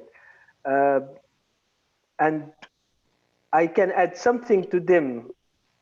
They can also live some kind of social life, talk with people, especially old people. They have nothing to do. They cannot study. They cannot use Facebook. So take some time with your families and friends, talk to them and share with them your experience, learn from them, and also you can teach them. And thank you very much for speaking in Bahasa Indonesia. For me, for now, maybe about 1 year, I'm just hearing English, not Bahasa Indonesia anymore. I think I can still speak Indonesian little. I hope I didn't forget it. Maybe next time I have my presentation in Indonesian language, as Bal Mustaqim used Arabic language. I think next time I should use Indonesian language. Yeah, thank you. Yeah, Indonesian language is not difficult, brother. It's there is no certain grammar or something that we need in English or in Arabic. Yeah. So it's much easier, I think. So you can do that. Ya, saya pikiran saya masih ingat bahasa Indonesia karena saya dari tahun 2013 saya di Yogyakarta. Saya sudah selesai. Ya, saya hampir 6 tahun program S3 di sana. Oh, really? Yeah. It is very surprising that you can still speak in Bahasa and you can still understand. So we are looking forward to your presentation in Bahasa Indonesia. But unfortunately, we don't have Pak Melahi anymore here, but we have Pak Mustaqim here, and Pak Novian is raising his hand.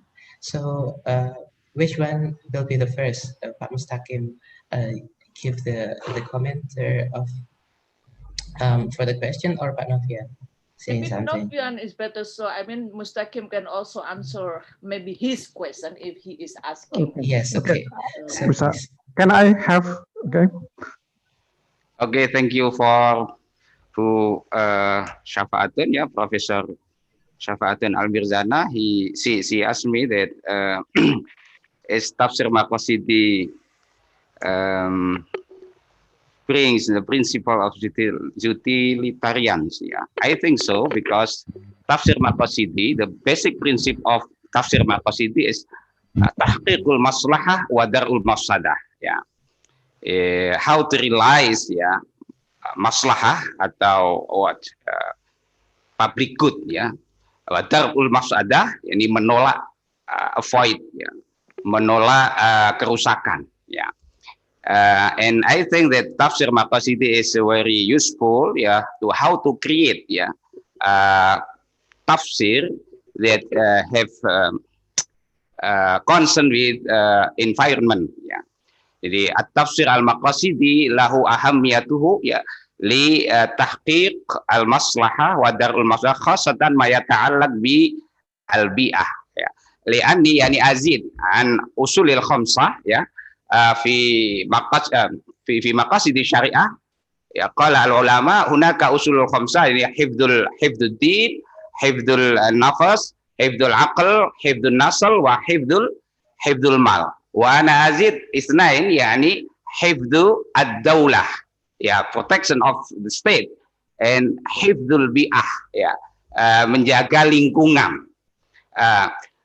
Kenapa? Ya, limada? Li'anna kulla yani usulil khamsah la yumkinu hifdzuha illa idza nahnu nahfad al-bi'ah. La yumkinu lana an nahfad ad-din wa la yumkinu lana an nahfad an-nafas wal aql wa an-nasl wal mal bidunil hifad ala al-bi'ah. Hada yani jawaban an suali al-ustadzah Profesor Dr. Ibu, ya, Syafaatun Al-Mirzana, hafizahullah wa atala umrah wa aktsara amsalak. Syukran, ya. Wa kadzalika yani Dr. Muafiq, yani kaifal hal anta, ya. Syukran Anta fi sihha wal afiyah. Baik. But Suali is like this, so that's why I said it is still a utilitarian approach that you tafsir. So how yumkinuna an nufassir al-Quran from different approaches, not utilitarian approach. Because I think if utilitarian approach still very limited, because we only like say that, oh, because this is for the sake of human use, or this because this is a kind like as a means to an end. So like what I propose in my article, for example, I use the example of a mystical interpretation, right? So hermeneutic of Sufism, like Sufis hermeneutic. So I use the hadith ana kuntu kanzan makhfiyan wa ahbabtu an u'rafa fa khalaqtul khalqa li arafuni. So creation here is a kind like self-disclosure of God. So if we appreciate that everything in this creation is self-disclosure of God, so they can have their own inherent meaning. So this can help us not just from the perspective of utilitarian, because, you know, without us, I think a plant, an animal is okay. But for us, without animal and plant, we are not okay. We will suffer without them. So I think what my suali is al yumkinuna an nufassir, something like that, but from what is the tafsir that you mentioned, what kind of tafsir it is, tafsir maqasidi, right? So in order that because fasadul bi'ah, fasadul bai'ah, istimrol hayati, not only hayatul insan faqat. Sahih, yeah. Right? I agree with you. Yeah. All not only for the human being, but also the all creation. Yeah. Yes. Yes. I agree with your argument. Yeah. Okay. Thank you. Yeah. You are welcome. I'm sorry for interrupting, but we are running out of the time. But this is very insightful discussion. with two professor and two doctor discussing and having some objections against one another. That is very insightful, and especially for Pak Mustaqim, it is the eco-feminist objection to the tafsir closity, because it is the Sorry, that sorry Mas. into nature. Oke, hunaka yakni soal alladzi lam ujib anha yakni an hifdzud daulah. Hal hunaka yujad yakni epistem, jangkar epistemologi about hifdzud daulah. Ana qultu fi yani fi ilqa'il muhadarah anna hifdzud daulah yani juz'un min daruratil din wa hunaka yakni madza يعني بيانات أو معطيات في وثيقة المدينة في فصل 43 يعني يوجد هناك فصل وإن بينهم النصر على من دهم يثرب. هذا هو يعني أساس لحفظ الدولة، لأن الرسول صلى الله عليه وسلم قال ya anna bainahum ay bainal muslimin wa ghairil muslimin fi Madinah waqta idzin yani la budda lahum an yuhafidhu Yathrib ay ad-daulat Yathrib idza yani hajama al-adu wa kadzalika yani nahnu Indonesia fi Indonesia ya la budda lana min hifadz daulatina Indonesia idza hajamana yani al-adu falidzalika yani ana azid anna yani madza maqasidus syariah laisa faqat ala usulil khamsah wa innama ala yani sittati ala sab'ati daruriyat yani hifdzud daulah wa hifdzul bi'ah. Taban. Ya, Mumtaz. Terima kasih Pak. Jadi sekarang bukan hanya kiroah yang 7 tapi makosid juga 7. Jadi 7 itu memang angka emas dalam Islam.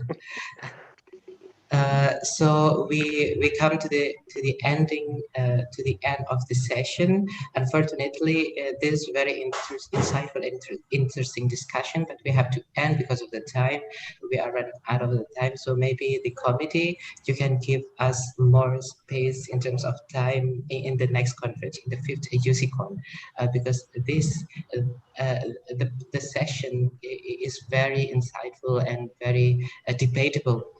For each of the speakers. So now I am coming to the conclusion, but before I have to pick up some quotes from each of the speaker.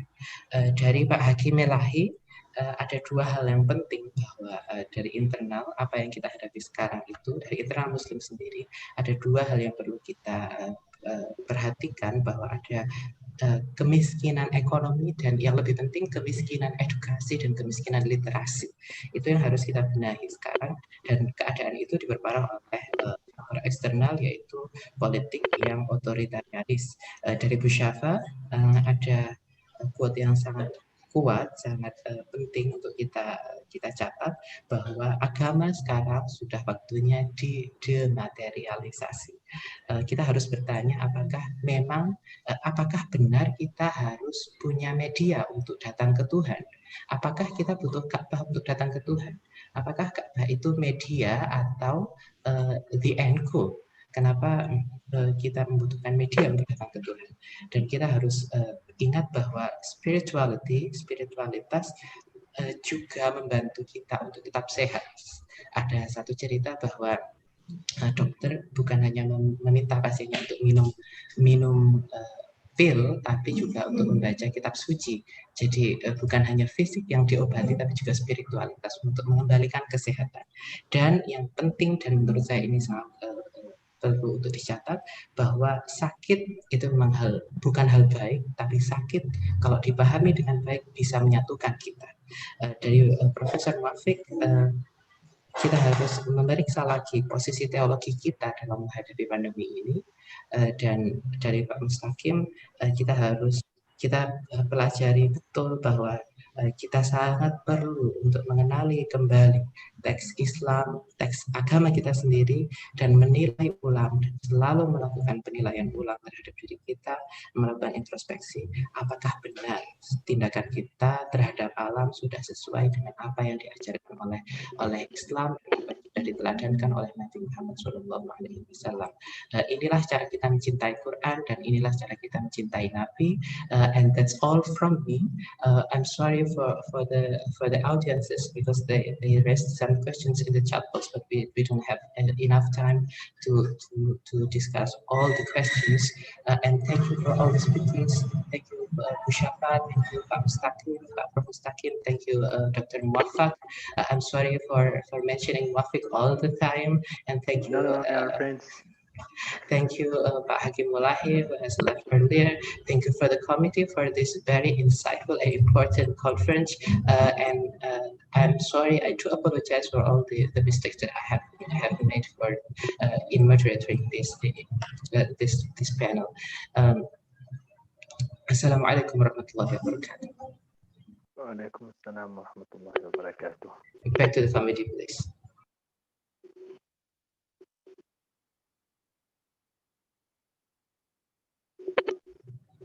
We cannot hear the video. I'm sorry.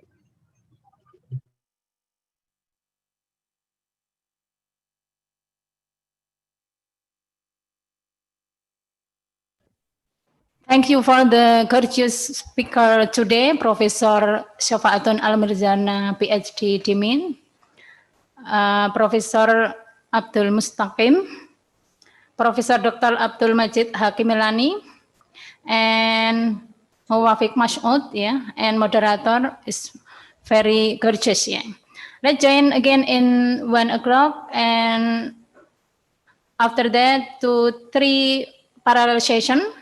I waiting you attention, Shukran kasiran. Thank you very much. Thank you very much. Thank you also. I'm leaving.